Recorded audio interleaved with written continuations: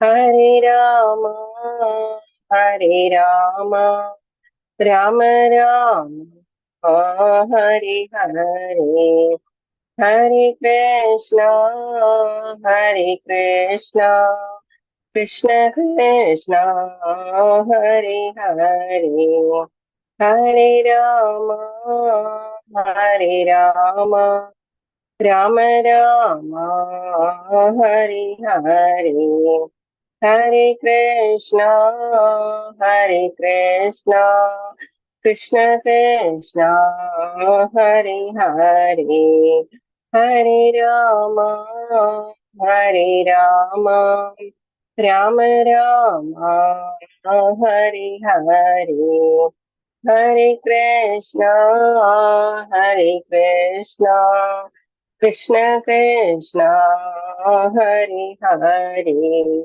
Hare Rama, Hare Rama, Rama Rama, Hare Hare, Hare Krishna, Hare Krishna, Krishna Krishna, Hare Hare, Hare Rama, Hare Rama, Rama Rama, Hare Hare. Hare Krishna, everybody. Hare Krishna. Hare Krishna. Hare Krishna, ma'am. Hare Krishna. Hare Krishna. Hare Krishna. Okay, start ചെയ്യാം നമുക്ക്. Hare Krishna. Hare Krishna. Hare Krishna. Hare Krishna, Hare Krishna. Hare Krishna. Okay, start ചെയ്യാം. Hare Krishna.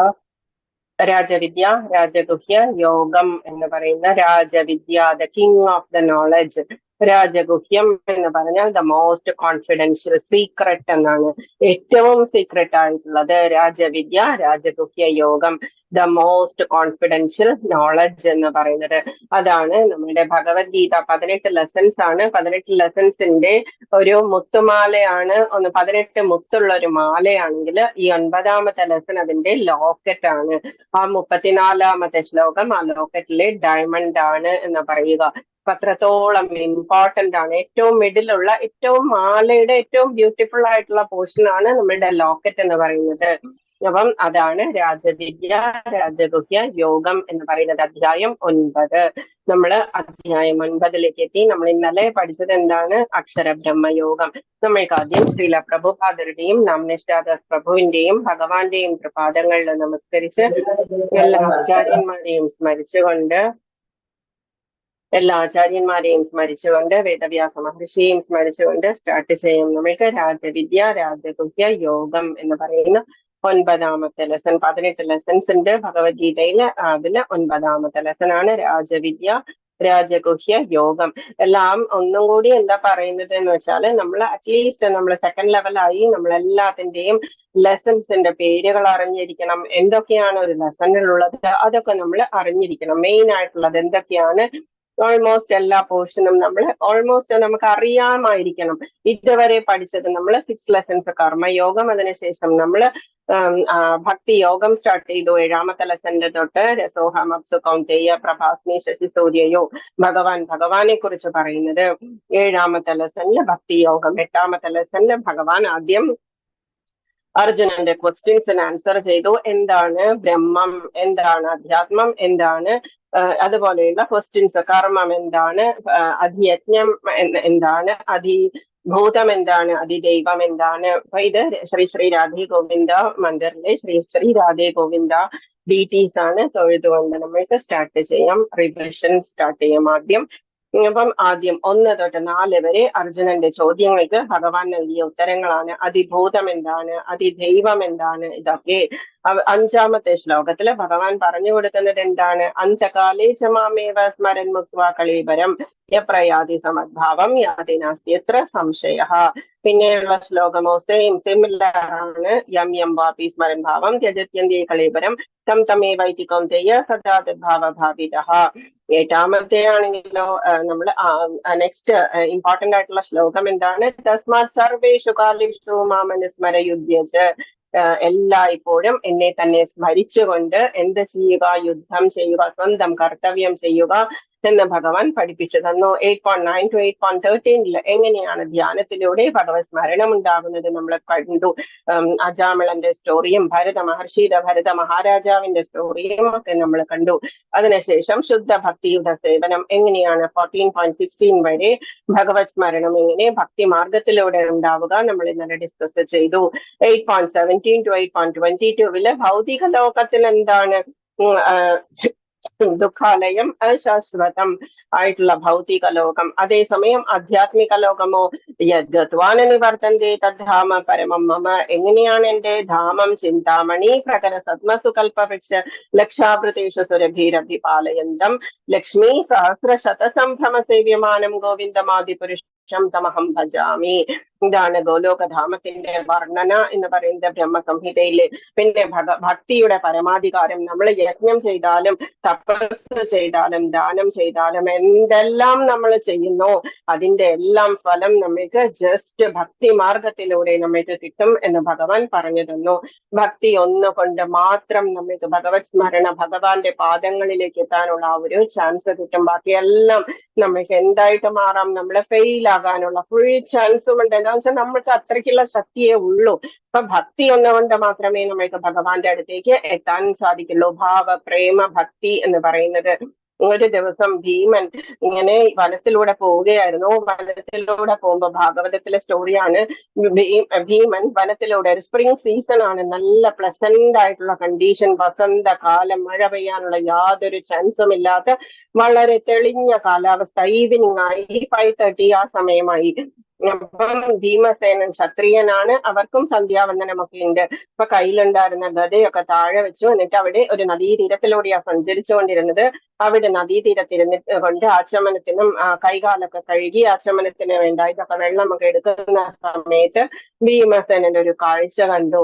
പുറകിലൂടെ ഒരു ബഹളം കേട്ടിട്ട് നോക്കിയപ്പോഴെന്താ, ഒരു മാൻകുട്ടി പ്രസവിക്കാറായിട്ട് ഭരത മഹാരാജാവിന്റെ സ്റ്റോറിയിലെ similar ഈ ഫോറസ്റ്റില് എപ്പോഴും നടക്കുന്ന കാര്യങ്ങളാണ്.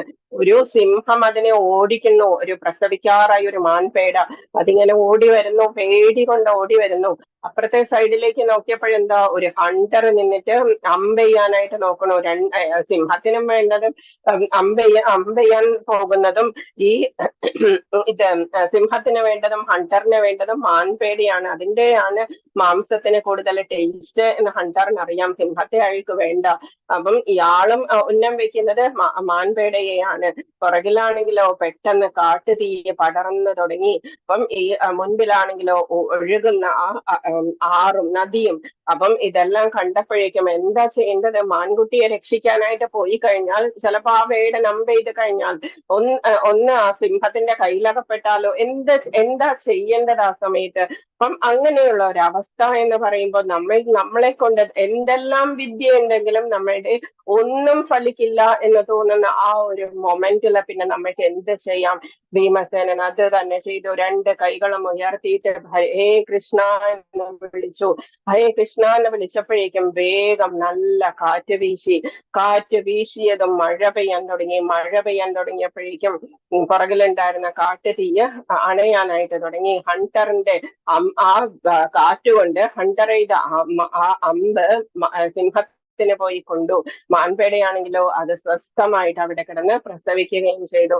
അതുപോലെയാണ് നമ്മളിപ്പോ ചിലപ്പോ ഒരു ഹോസ്പിറ്റലിലോ എന്തെങ്കിലും ആവശ്യത്തിനൊക്കെ പോകുമ്പോൾ നമ്മൾ സ്കാൻ റിപ്പോർട്ടോ അല്ലെങ്കിൽ എന്തെങ്കിലും ബയോപ്സി റിപ്പോർട്ടൊക്കെ നോക്കുമ്പോഴേക്കും ഇനി ഇത്രയേ ഉള്ളൂ, ഇതാണ് കാര്യം എന്ന് പറഞ്ഞാൽ നമ്മൾക്ക് എന്ത് ചെയ്യാൻ സാധിക്കും? നമ്മളെ കൊണ്ട് ചെയ്യാൻ സാധിക്കുക ഹേ കൃഷ്ണ എന്ന് വിളിക്കുക മാത്രമാണ്. അപ്പൊ അത് മാത്രമാണ് ഏത് നേരവും, എത്ര ശക്തി ഉണ്ടെങ്കിലും എന്തെല്ലാം ഉണ്ടെങ്കിലും നമ്മൾക്കുള്ളത് ആകെ അത് മാത്രമാണ്.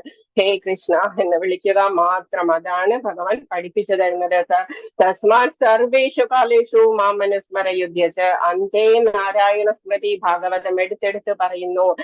ലാസ്റ്റ് പറയുന്നുണ്ട്, നാമസങ്കീർത്തനം യസ്യ സർവപാപ പ്രണാശനം. നാമസങ്കീർത്തനം ഒന്ന് മാത്രമാണ് സകല പാപങ്ങളും നശിപ്പിക്കാനുള്ള ഒരേ ഒരു വഴി എന്ന് ഈ ശുകദേവൻ പറയുന്നുണ്ട്. പ്രണാമോ ദുഃഖ ശമനം. പ്രണമിക്കുന്നവന്റെ ദുഃഖം ശമിപ്പിക്കുന്ന ആ ഭഗവാൻ പിന്നെ നമ്മൾ ഇതിൽ കാണാറുണ്ട് അർത്ഥാവിഷണ്ണാശിഥിലാശ്ച ഭീതാഘോരിശ്ച വ്യാധീഷു വർത്തമാന സങ്കീർത്തിയ നാരായണ ശബ്ദമാത്രം വിമുക്ത ദുഃഖ സുഖിനോ ഭവന്തു. നമ്മൾ സഹസ്രനാമം ചൊല്ലി തീരുമ്പോ നമ്മൾ എന്താ ചൊല്ലുക? ആർത്താവിഷണ്ണാശിഥിലാശ്ച ഭീത, ആർത്തനായവൻ, ദുഃഖിതനായവനും, വിഷണ്ണനായവൻ, തോറ്റുപോകാറായവനും, ശിഥിലാശ്ച ഭീത, തോൽക്കുമെന്ന് പേടിക്കുന്നവനും, ഘോരേഷുച വ്യാധീഷു വർത്തമാന, എന്തെല്ലാം ഘോരമായ വ്യാധികൾ ഉള്ളവനും എന്തു ചെയ്യുക? സങ്കീർത്തിയ നാരായണ ശബ്ദമാത്രം വിമുക്ത ദുഃഖാസുഖിനോ ഭവന്തു.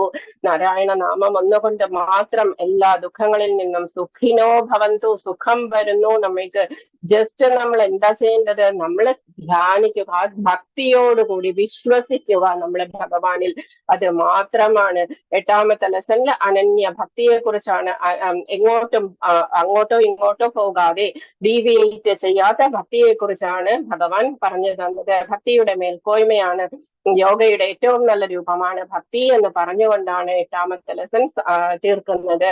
9ാമത്തെ അധ്യായം എന്താണ്? ഭക്തി യോഗ എന്ന് പറയുന്ന the most secret, the most confidential ആയിട്ടുള്ളതാണ്.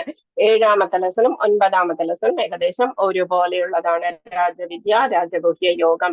ഇതില് ഭഗവാനെ കുറിച്ച് ധാരാളം ഭഗവാൻ പറഞ്ഞു തരുന്നു. ഐശ്വര്യത്തെ കുറിച്ച് ഭഗവാൻ പറഞ്ഞു തരുന്നു. അചിന്യ ഭേദ അഭേദ ബന്ധം എന്ന് പറയുന്നത് ഭഗവാൻ ഇന്ന് പറയാൻ പോകുന്നു. അചിന്യ ഭേദ അഭേദ ബന്ധം എന്ന് പറയുന്നത് എന്താണ്? നമ്മുടെ ആചാര്യന്മാര്, മധ്വാചാര്യര് പറഞ്ഞു തന്നിട്ടുണ്ട്. എന്ത്?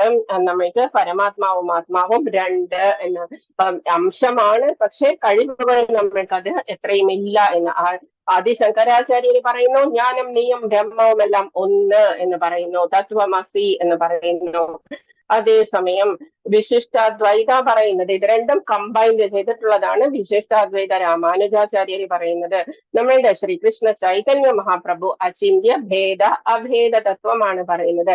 സിമിലർ മീനിങ് ആണ്. ഭഗവാന്റെ ക്വാളിറ്റിക്ക് നമ്മൾ എത്തില്ലെങ്കിൽ പോലും ഭഗവാന്റെ അംശമാണ് നമ്മളും അവിനാശിയായിട്ടുള്ള ഭഗവാന്റെ അംശമാണ്, നമ്മൾക്കും നാശമില്ല എന്നുള്ള തത്വം.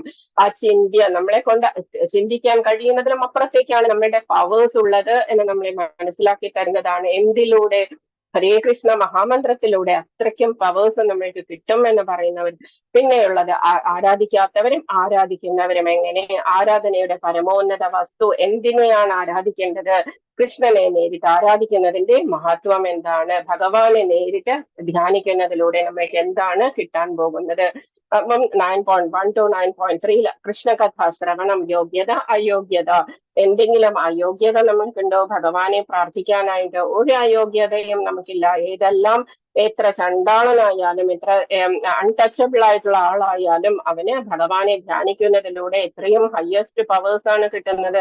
നമ്മൾ പഠിച്ചതാണ് ഉടുപ്പി കൃഷ്ണന്റെ, കനകദാസന്റെ സ്റ്റോറിയൊക്കെ. ഐശ്വര്യ, ജ്ഞാനം, ഭൗതിക ലോകവുമായുള്ള കൃഷ്ണന്റെ അചിന്യ ഭേദ അഭേദ ബന്ധം, അതാണ് നമ്മളുടെ ശ്രീകൃഷ്ണ ചൈതന്യ മഹാപ്രഭു പറഞ്ഞിരിക്കുന്നത്. അത് നമുക്ക് 9.4 to 9.10 വരെ പഠിക്കുമ്പോൾ നമുക്ക് മനസ്സിലാകും. ആരാധിക്കാത്തവരെങ്ങനെയാണ്? ആരാധിക്കുന്നവർക്ക് വ്യത്യാസം എന്താണ്? ആരാധനയുടെ പരമോന്നത വസ്തുവാണ് ഭഗവാൻ എന്ന് ഭഗവാൻ പറഞ്ഞു തരുന്നു. കൃഷ്ണനെ നേരിട്ട് ആരാധിക്കുന്നതിന്റെ മഹത്വമാണ് 26 to 34. ജസ്റ്റ് നമ്മളെ സമ്മറി പറഞ്ഞതാണ്. ഭഗവാനെ കുറിച്ച് അറിയാൻ എന്താണ് വേണ്ടത്? യോഗ്യത. അസൂയ പാടില്ല. നമ്മൾക്ക് അസൂയയില്ലായ്മ ഒരാളെ കൃഷ്ണനെ കുറിച്ചുള്ള രഹസ്യമായ അറിവ് കേൾക്കാൻ അനുവദിക്കുന്നു. അവിശ്വാസമാണെങ്കിലോ അയാളെ ജനനത്തിനും മരണത്തിനും പ്രേരിപ്പിക്കുന്നു. അവിശ്വാസിയായിട്ടുള്ള ഒരാള് എപ്പോഴും ജനന മരണ ചക്രം, ബർത്ത് ആൻഡ് ഡെത്ത് സൈക്കിളിൽ ഇങ്ങനെ കറങ്ങിക്കൊണ്ടിരിക്കും. അയാൾക്ക് യാതൊരു മോചനവും എവിടെ നിന്നും സാധിക്കില്ല. അപ്പൊ ഭഗവാൻ പറയുന്നു ഇത് ദ മോസ്റ്റ് കോൺഫിഡൻഷ്യൽ ആണ്. കേൾക്കൂ അർജുന, നീ ഇത് അസൂയയില്ലാത്തത് കൊണ്ടാണ് നിനക്ക് ഞാനിത് പറഞ്ഞു തരുന്നത്. ഇതില് ജ്ഞാനമുണ്ട്, ഇതില് വിജ്ഞാനമുണ്ട്. ജ്ഞാനത്തെ നമ്മുടെ ലൈഫിലേക്ക് അപ്ലൈ ചെയ്യാൻ സാധിച്ചാൽ അതിനെ വിജ്ഞാനം എന്ന് പറയും. ശ്രീ ഭഗവാൻ വാച്ച് ഇതം തുതേ ഗുഹ്യതമം, ഇതാണ് ഞാൻ സീക്രട്ടിലും ദ മോസ്റ്റ് സീക്രട്ട് ആണ്, കോൺഫിഡൻഷ്യൽ ആണ്. പ്രവക്ഷ്യാമ്യന അസൂയവേ, ഞാൻ പറയാൻ പോകുന്നു നീ അസൂയ ഇല്ലാത്തവനായതുകൊണ്ട്. ജ്ഞാനം വിജ്ഞാന സഹിതം, രണ്ടും ഞാൻ പറയുന്നു, ജ്ഞാനവും വിജ്ഞാനവും.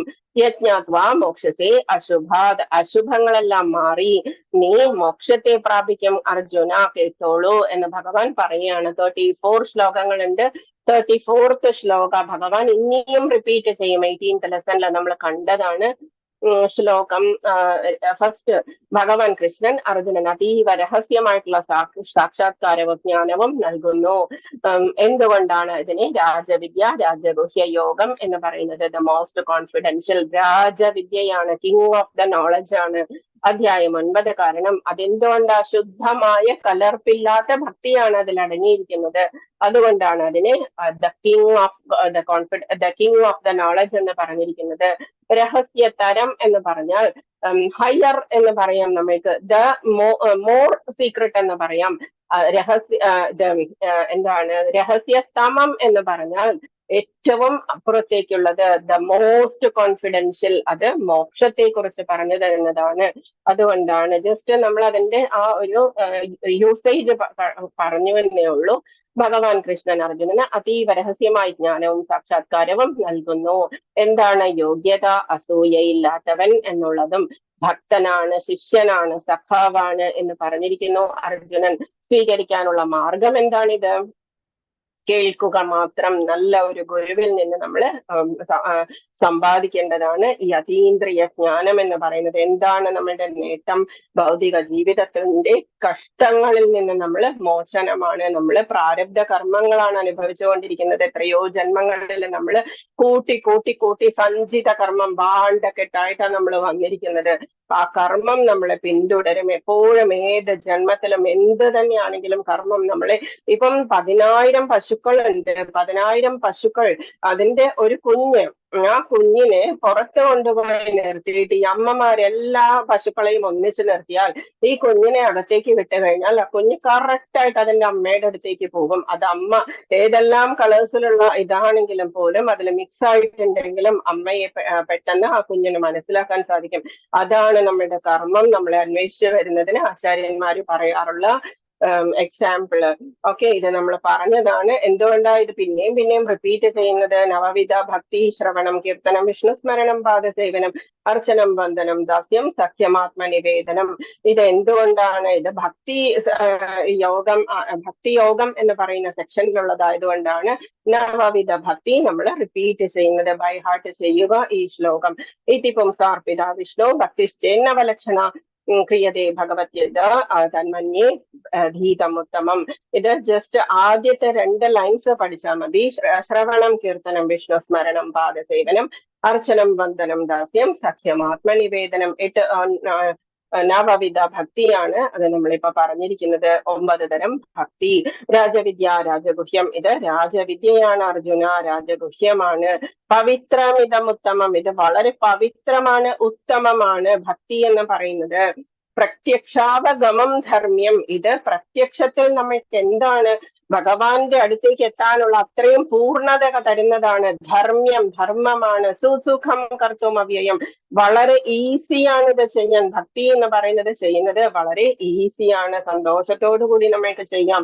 അമ്പലത്തിൽ പോയി പ്രദക്ഷിണം വെച്ചു, നമ്മള് ഓരോ കാൽപാദം വെക്കുമ്പോഴും എന്താണ് നമ്മള് ചൊല്ലുന്നത് എന്താണ്? നമ്മള് ഓരോ കാൽപാദങ്ങൾ വെക്കുമ്പോഴും ഓരോ പാപങ്ങൾ തീരണേ എന്ന് പറഞ്ഞുകൊണ്ടാണ് നമ്മൾ പ്രദക്ഷിണം വെക്കുന്നത്. അതുപോലെ തന്നെ തീർത്ഥം കുടിക്കുന്നത് അകാല മൃത്യുമതനം സർവവ്യാധി വിനാശനം സർവദുഃഖോപശമനം വിഷ്ണു പാദോദകം ശുഭം എന്ന് പറഞ്ഞുകൊണ്ടാണ് നമ്മൾ തീർത്ഥം കുടിക്കുന്നത്. അകാല മൃത്യുമതനം, അകാലത്തിൽ നിന്നും കാല മൃത്യുവിൽ നിന്നും രക്ഷിക്കുന്ന വിഷ്ണു പാദോദകം ശുഭം, എല്ലാവിധ ദുരിതങ്ങളിൽ നിന്നും ദുഃഖങ്ങളിൽ നിന്നും നമ്മളെ മോചിപ്പിക്കുന്നത്. ഒരു ഡ്രോപ്പ് തീർത്ഥം കുടിച്ചാലും നമ്മൾ എന്തായിട്ട് മാറും? നമ്മൾ പാപമില്ലാത്തവരായിട്ട് മാറും. അത്ര ഈസിയാണ് ഭക്തി. പ്രസാദം കഴിക്കുക, ഭഗവാനെ കുറിച്ച് ചിന്തിക്കുക, ഭഗവാന്റെ ലീലകളെ കുറിച്ച് നമ്മൾ വായിക്കുക, അധ്യയനം ചെയ്യുക. ഇതെല്ലാം നമ്മൾക്ക് ചെയ്യുന്നത് കൊണ്ട് നമ്മൾക്ക് എന്തുണ്ടാവുന്നു? പ്രത്യക്ഷാവഗമം ധർമ്മ്യം സുസുഖം കർത്തും അവ്യയം, ഈസി ആയിട്ട് ചെയ്യാവുന്നതാണ്. വിദ്യകളുടെ രാജാവ്, പരമരഹസ്യം, എല്ലാ സിദ്ധാന്തങ്ങളുടെയും തത്വചിന്തകളും എല്ലാം കൂടിയതാണ് ഇത് നമ്മൾ പറയാൻ പോകുന്നത്. ജീവാത്മാവിന്റെ പ്രവർത്തനങ്ങളെ സൂചിപ്പിക്കുന്നു. ഭഗവാന്റെ എല്ലാ കാര്യങ്ങളെ കുറിച്ചും പറഞ്ഞു തരാൻ പോവുകയാണ്. ഭഗവാൻ എന്താണ് ചെയ്യുന്നത്? പാപകർമ്മ ഫലത്തിന്റെ 4 ഘട്ടങ്ങളുണ്ട്. എന്തൊക്കെയാണ് നമ്മളുടെ 4 ഘട്ടങ്ങൾ എന്ന് പറയുന്നത്? ഒന്ന് സ്റ്റാർട്ട് ചെയ്യുന്നത് അവിദ്യയിലൂടെയാണ്. നമ്മൾക്ക് അറിയില്ല എന്താണ് പാപം. നമ്മളിപ്പോ ഒരു ആനിമലിനെ കൊന്ന് തിന്നു, നമ്മളുടെ കയ്യിൽ ഒരു പിന്നു കൊണ്ടാൽ നമ്മൾക്ക് വേദനിക്കുന്നത് പോലെ ഒരാള് നമ്മളുടെ കൈ പിടിച്ചു വലിച്ചിട്ട് കത്തി കൊണ്ടൊന്ന് ഇത് ചെയ്ത് നോക്കട്ടെ, നമ്മൾക്ക് എന്തുമാത്രം വേദനിക്കും. അതുപോലെ തന്നെയാണ് വേറൊരു ഒരു ജീവിക്കും വേദനിക്കുന്നത്. ഒരു ഉറുമ്പിനും എല്ലാത്തിനും സെയിം വേദനയാ ഉള്ളത്. ഞാൻ പറഞ്ഞിട്ടുണ്ട് ഇതിന് മുൻപ് വേദവ്യാസ മഹർഷിയുടെ സ്റ്റോറിയില്. വേദവ്യാസ മഹർഷി ഒരു വനത്തിലൂടെ പോവുകയായിരുന്നു. അപ്പോ വേദവ്യാസ മഹർഷി എല്ലാ വേദങ്ങളും പകച്ചു വെച്ചിട്ടുണ്ട്, എല്ലാ പുരാണങ്ങളും എഴുതിയിട്ടുണ്ട്, പക്ഷെ എല്ലാ ഭാഷകളും അറിയാം. എന്നിട്ട് ഇങ്ങനെ നടന്നു പോകുന്ന സമയത്ത് ഒരു ഇതിനെ കണ്ടു, ഒരു കൃമി, കീടം, ഒരു പുഴു ഓടി ഓടി പോണു. എന്നിട്ട് വേദവ്യാസ മഹർഷി ചോദിച്ചു, എന്തിനാ ഓടുന്നേ? പുഴുവല്ലേ? ഇപ്പം എന്തിനാ പ്രാണനും കൊണ്ട് ഓടുന്നത് എന്തിനാന്ന് ചോദിച്ചപ്പോഴേക്കും, നോക്കൂ, ഘർ ഘർ എന്ന് പറഞ്ഞിട്ട് ഒരു കാളവണ്ടി വരുന്നത് കണ്ടോ? അത് എന്റെ ദേഹത്തൂടെ തന്നെയാ പോവുക. അപ്പൊ ഞാൻ ഓടിയില്ലെങ്കിൽ ഞാൻ അതിന്റെ താഴെ കിടക്കില്ലേ, മരിച്ചു പോവില്ലേ എന്ന് ചോദിച്ചു. വേദവ്യാസ മഹർഷി പറഞ്ഞു, എന്താ അതിന് മരിച്ചു പോയാൽ ഇപ്പോഴെന്താ? നിനക്ക് പുഴുവല്ലേ, ഇതിനേക്കാളും നല്ലൊരു ജന്മമല്ലേ അടുത്തത് കിട്ടുക എന്ന് പറഞ്ഞു. പുഴു ഒരു ജ്ഞാനം പറഞ്ഞു, ഭഗവാനെ, നിനക്കുള്ളത് പോ, നിന്റെ ശരീരത്തോട് നിനക്ക് എത്രയാണോ ഇഷ്ടമുള്ളത് അത്രയും ഇഷ്ടം എനിക്ക് എന്റെ പുഴുവായിട്ടുള്ള ശരീരത്തിലുമുണ്ട് എന്നാ പുഴു പറഞ്ഞു കൊടുത്തു. അതാണ് വിദ്യ എന്ന് പറയുന്നത്. നമ്മൾക്കും വേറൊരാൾക്കും അതുപോലെ തന്നെയാണ്, സെയിം ആണ് വേദന എന്ന് പറയുന്നത്. അതാണ് അവിദ്യ. നമ്മൾ അവിദ്യ കൊണ്ട്, ഈ അറിവില്ലായ്മ കൊണ്ടാണ് നമ്മൾ പാപം ചെയ്യുന്നത്. ബീജം എന്ന് പറഞ്ഞാൽ ദ സീഡ്. നമ്മളുടെ കുറെ ജന്മങ്ങളിൽ നമ്മൾ പാപം ചെയ്തു. ആ സീഡ്സ് നമ്മുടെ ഉള്ളിൽ കിടക്കുന്നുണ്ട് പാപം ചെയ്യാനായിട്ട്. അപ്പൊ നമ്മൾ എന്താണ്, ഒരു സീഡിന് ആവശ്യമുള്ള വെള്ളവും ഇതെല്ലാം ചൂടും ഒക്കെ കിട്ടുമ്പോഴാണ് അതൊരു ഒരു വൃക്ഷമായിട്ട് മാറുന്നത്. അതേസമയം നമ്മൾ അത് സ്റ്റാർട്ടിങ്ങിൽ തന്നെ നമ്മൾ വെള്ളം ഒഴിക്കാതെ ഒക്കെ ചെയ്യുകയാണെങ്കിൽ അത് വളരില്ല. അതുപോലെ ആയിരിക്കണം നമ്മുടെ അവിദ്യ. എന്ത് ചെയ്യണം? വിദ്യ കൊണ്ട് നേരിടണം. നമ്മൾ ഗുരുവിന്റെ അടുത്ത് നിന്ന് ശരിയായത് എന്തെന്ന് മനസ്സിലാക്കുക. അപ്പൊ നമ്മുടെ ആ ബീജം, പാപം ചെയ്യുന്ന ബീജം എന്ന് പറയുന്നത് എന്തായിട്ട് മാറും? അത് വളരില്ല. അത് വറുത്ത വിത്ത് എന്ന് പറയുന്നത്, വറുത്ത വിത്ത് ഒരിക്കലും മുളയ്ക്കില്ല. അതുപോലെ ആയിരിക്കണം നമ്മുടെ പാപം എന്ന് പറയുന്ന ബീജം. രണ്ടാമത്തത് കൂട്ടം എന്ന് പറയുന്നത്. കൂട്ടം എന്നുള്ളത് നമ്മളെ കുറ്റമല്ല, കൂട്ടം എന്നുള്ള സംസ്കൃത വേർഡാണ്. അതിന്റെ പാപ സ്വഭാവം എന്ന് പറയുന്നത്, നമ്മളുടെ ഉള്ളിലൊക്കെ ഒരു പാപം ചെയ്യാനുള്ള പ്രവണതയുണ്ട്. എല്ലാവരെയും ചീറ്റ് ചെയ്യുക, എല്ലാവരോടും നുണ പറയുക, ഇങ്ങനെയുള്ള പ്രവണതകൾ നമുക്ക് ധാരാളമുണ്ട്. അതെല്ലാം എന്തുകൊണ്ട് നമ്മളുടെ മാറും? ഭക്തി കൊണ്ട് മാത്രമേ മാറ്റാൻ സാധിക്കുള്ളൂ. ഇതാണ് ഈ ചക്രം എന്ന് പറയുന്നത്. അതിലൂടെ വരുന്നതാണ് അപ്രാരബ്ധവും പ്രാരബ്ധവും. എന്താണ് പ്രാരബ്ധം എന്ന് പറയുന്നത്? അതിപ്പോ നമ്മൾ അനുഭവിച്ചുകൊണ്ടിരിക്കുന്ന കഷ്ടപ്പാട്, നമ്മൾ പ്രത്യക്ഷമായിട്ട് കണ്ടുകൊണ്ടിരിക്കുന്നത്. എന്താണെന്നും എനിക്കുള്ള അസുഖം, അതല്ലെങ്കിൽ എന്താണ് എന്റെ ഫിനാൻഷ്യൽ ഡിഫിക്കൽട്ടീസ്, മോണിറ്ററി ഡിഫിക്കൽട്ടീസ്, ഹസ്ബൻഡോ വൈഫോ തമ്മിൽ ചേരുന്നില്ല, കുട്ടികളെ വേണ്ടാത്ത വഴിക്ക് പോകുന്നു, ഇതൊക്കെ പ്രാരബ്ധത്തിൽ പെടും. അപ്രാരബ്ധം എന്താണ്? അപ്രാരബ്ധമാണ് നമ്മൾ കൂട്ടി ഇങ്ങനെ സഞ്ചിത കർമ്മം. അത് നമ്മൾ അടുത്ത ജന്മത്തിലേക്കും അതിന്റെ അടുത്ത ജന്മത്തിലേക്കും ഒക്കെ നമ്മൾ കൊണ്ടുപോകും. ഒന്ന് മനസ്സിലാക്കുക. ഇത് കുറച്ചൊരു ടഫാണ്, എന്നാലും പറഞ്ഞു കൊടുത്താൽ മനസ്സിലാക്കാവുന്നതേ ഉള്ളൂ. അപ്രാരബ്ധം കൊണ്ട് നമ്മൾക്ക് എന്താ ഉണ്ടാവുന്നത്? നമ്മൾ അൺടച്ചബിൾ ആയിട്ടുള്ള ഒരു ഫാമിലിയില്, അല്ലെങ്കിൽ ബുച്ചേഴ്സിന്റെ ഫാമിലിയില്, അതല്ലെങ്കിൽ ഭഗവാൻ ഇല്ല എന്ന് പറയുന്നവരുടെ ഫാമിലിയില് ഒക്കെ നമ്മൾ വളരെയധികം അഗ്ലി ആയിട്ടുള്ള രൂപത്തില് ഒക്കെ നമ്മൾ ജനിക്കുന്നതാണ് അപ്രാരബ്ധം. അത് ഈ ലൈഫിലല്ല, അടുത്ത ലൈഫിലാണ് നമ്മൾ ഫേസ് ചെയ്യുക. അപ്പൊ ഇതൊക്കെയാണ് നമ്മുടെ പാപം ചെയ്യുന്നതിന്റെ ആ ഒരു പ്രതികരണം എന്ന് പറയുന്നത്. അപ്പം അതേസമയം ഉത്തമമാണ് ഭക്തി എന്ന് പറയുന്നത്. നമ്മൾക്ക് ഈ 4 ഘട്ടങ്ങളും ഭഗവാന്റെ സ്മരണ കൊണ്ട് മാത്രം തന്നെ നമ്മൾക്ക് ഇതെല്ലാം ഇല്ലാതാക്കാൻ സാധിക്കും. വൺ മോർ ടൈം ഞാൻ പറയാം. ആദ്യം അവിദ്യ എന്ന് പറയുന്നത് അറിവില്ലായ്മ. നമ്മൾ തെറ്റ് ചെയ്യുന്നത് അറിവില്ലായ്മ കൊണ്ടാണ്. പിന്നെയുള്ളത് ബീജം. ബീജം എന്ന് പറയുന്നത് നമ്മുടെ ഉള്ളിലുള്ള പാപത്തിന്റെ സീഡ് എന്ന് പറയുന്നത്, പാപത്തിന്റെ വിത്ത്. നമ്മൾക്കത് ഇപ്പൊ ഒരു മോഷ്ടിക്കാനുള്ള പ്രവണത, അല്ലെങ്കിൽ എന്തെങ്കിലും ഒരാളെ കൊല്ലണം എന്ന് തോന്നുന്നത്, അങ്ങനെ എന്തും ആകാം. അത് തന്നെ കൂട്ടം എന്ന് പറഞ്ഞാൽ അത് തോന്നിക്കുന്നത്, അതും കഴിഞ്ഞ ജന്മത്തിൽ നിന്നും കൊണ്ടുവന്നിട്ടുള്ളതാണ്. പാപ സ്വഭാവം എന്ന് പറയും. പിന്നെയുള്ളത് നമ്മൾ ചെയ്യുന്നത് പാപം, മോഷ്ടിക്കുക, ഒരാളെ കൊല്ലുക, ഒരു ജീവിയെ ഉപദ്രവിക്കുക, അങ്ങനെ പിന്നെ നമ്മൾക്കത് അപ്രാരബ്ധം കിട്ടുന്നു. അപ്രാരബ്ധം അത്ര അങ്ങോട്ട് നമ്മൾക്ക് കാണാൻ സാധിക്കില്ല. അത് അടുത്ത ജന്മത്തിലേക്കൊക്കെയാ നമ്മൾ കൂട്ടിക്കൂട്ടിക്കൊണ്ട് നമ്മൾ അനുഭവിക്കുക. അപ്രാരബ്ധം അതിപ്പോ അനുഭവിക്കും നമ്മൾ. എന്താന്ന് വെച്ചാൽ കുറെ ജന്മം കൊണ്ട് നമ്മൾ കൂട്ടിക്കൊണ്ടു വന്നിരിക്കുന്നതൊക്കെ അതൊക്കെയാണ് നമ്മളിപ്പോ ഗംഗയിലൊക്കെ പോയി സ്നാനം ചെയ്ത് കളഞ്ഞു എന്നൊക്കെ നമ്മൾ വിശ്വസിക്കുന്നത്.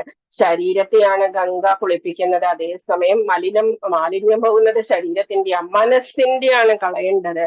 അതിന് മനസ്സിന്റെ പാപം കളയാനായിട്ട് നമ്മൾ ജസ്റ്റ് പോയി ഗംഗാ സ്നാനം ചെയ്തു, അവിടെ എന്തെങ്കിലുമൊക്കെ ദാനം ചെയ്തു, ഇതൊന്നുമല്ല കാര്യം. നാമസ്മരണ ഉണ്ടാവുക, കൃഷ്ണ ഭക്തി ഉണ്ടാവുക, ശ്രീകൃഷ്ണനിൽ നല്ല ഒരു ആശ്രയം ഉണ്ടാവുക. ഇതൊക്കെയാണ് നമ്മുടെ പാപമെല്ലാം തീരാനുള്ള ഒരേ ഒരു വഴി എന്ന് പറയുന്നത്. ഇനി ഭഗവാൻ പറയുന്നു, ആ പ്രത്യക്ഷാവഗമം എന്ന് പറഞ്ഞാൽ എന്താണ്? നേരിട്ട് ആത്മസാക്ഷാത്കാരം നൽകുന്നതാണ്. നമ്മൾ ചിലപ്പോഴൊക്കെ നമ്മൾ പറയാറില്ലേ, ചിലരെയൊക്കെ കാണുമ്പോഴേക്കും നമ്മൾക്ക് നല്ല എന്തോ ഒരു ക്യാരക്ടറാണ് എന്നൊക്കെ നമ്മൾ പറയും, എന്തോ ഒരു അറിവാണ്, എന്തോ ഒരു ഭക്തിയാണ് എന്നൊക്കെ. അതുപോലെയാണ് ആ ഭക്തിയുടെ അത് നമ്മൾക്ക് കാണാൻ സാധിക്കും. പരമഭക്തന്മാരുടെ സംഘത്തിൽ ഭക്തിയുടെ സേവനം അനുഷ്ഠിച്ചുകൊണ്ട് നമ്മളും ആ കൂട്ടത്തിൽ കൂടുമ്പോൾ നമ്മൾക്കും എന്തായിട്ട് മാറും? നമ്മൾക്കും അതെല്ലാം കുറച്ചായിട്ട് വരാൻ തുടങ്ങും. അസോസിയേഷൻ ഓഫ് ഡിവോട്ടീസ്, ശ്രദ്ധ കഴിഞ്ഞാൽ നെക്സ്റ്റ് ആണ് അസോസിയേഷൻ ഓഫ് ഡിവോട്ടീസ് എന്ന് പറയുന്നത്. അതിന്റെ നെക്സ്റ്റ് ആണ് ഭജനക്രിയ എന്ന് പറയുന്നത്, അനർത്ഥ നിവൃത്തി എന്ന് പറയുന്നത്. ഇതൊക്കെ നമ്മൾക്ക് പതുക്കെ ഉണ്ടാകാൻ തുടങ്ങും. പതുക്കെ ഹരേ കൃഷ്ണ മഹാമന്ത്രം ഉച്ചരിച്ച് ശീലിക്കുന്ന ആർക്കും ഉടനെ തന്നെ ആ ഫീലിങ്സ് ഉണ്ടാവാൻ തുടങ്ങും. ഭൗതിക മാലിന്യങ്ങൾ ഒഴിഞ്ഞു പോവുകയും ചെയ്യും. എന്നിട്ട് നമ്മൾ എന്താണ് ചെയ്യേണ്ടത്? നമ്മൾ ഇതുപോലെ നമ്മുടെ വൈഷ്ണവ ഭക്തരെയൊക്കെ നമ്മൾ ഹെൽപ്പ് ചെയ്യുക. അപ്പം എന്തെങ്കിലും നമ്മൾ ഹെൽപ്പ് ചെയ്യുക, സെർവ് ചെയ്യുക. നമ്മളുടെ ശരീരം കിട്ടിയിരിക്കുന്നത് സെർവിങ്ങിന് വേണ്ടിയിട്ടാണ്. അതീവ രഹസ്യമായ ജ്ഞാനത്തിന്റെ മഹത്വം എന്താണ്? ധർമ്മത്തിന്റെ പരിപൂർണതയാണ്, അവ്യയമാണ് അത് നമേ ഭക്ത പ്രണശ്യതി, എന്റെ ഭക്തൻ ഒരിക്കലും നശിക്കുന്നില്ല എന്ന് ഭഗവാൻ പറഞ്ഞിരിക്കുന്നു. അപ്പൊ നമ്മൾ ചെയ്യുന്ന ഓരോ കാര്യവും ഭഗവാൻ കണക്ക് വെക്കുന്നുണ്ട്. ഇപ്പൊ രാധാറാണി, കൃഷ്ണനാണെങ്കിൽ കണക്ക് വെക്കും. എന്നിട്ട് പറയും നമ്മള് ഇത് കൃഷ്ണ എന്ന് വിളിക്കുമ്പോഴേക്കും രാധാറാണി പറയും, ദേ ഇവനോട് ക്ഷമിച്ചോളൂ എന്ന് പറയുമ്പോ കൃഷ്ണൻ പറയും, ഇവനാണോ, ഇവനൊരു റാസ്കലാണ്, കഴിഞ്ഞ ഇത്രയും ജന്മം അയാൾ ഒരു പ്രാവശ്യം പോലും കൃഷ്ണ എന്ന് വിളിച്ചില്ല എന്ന് പറയും.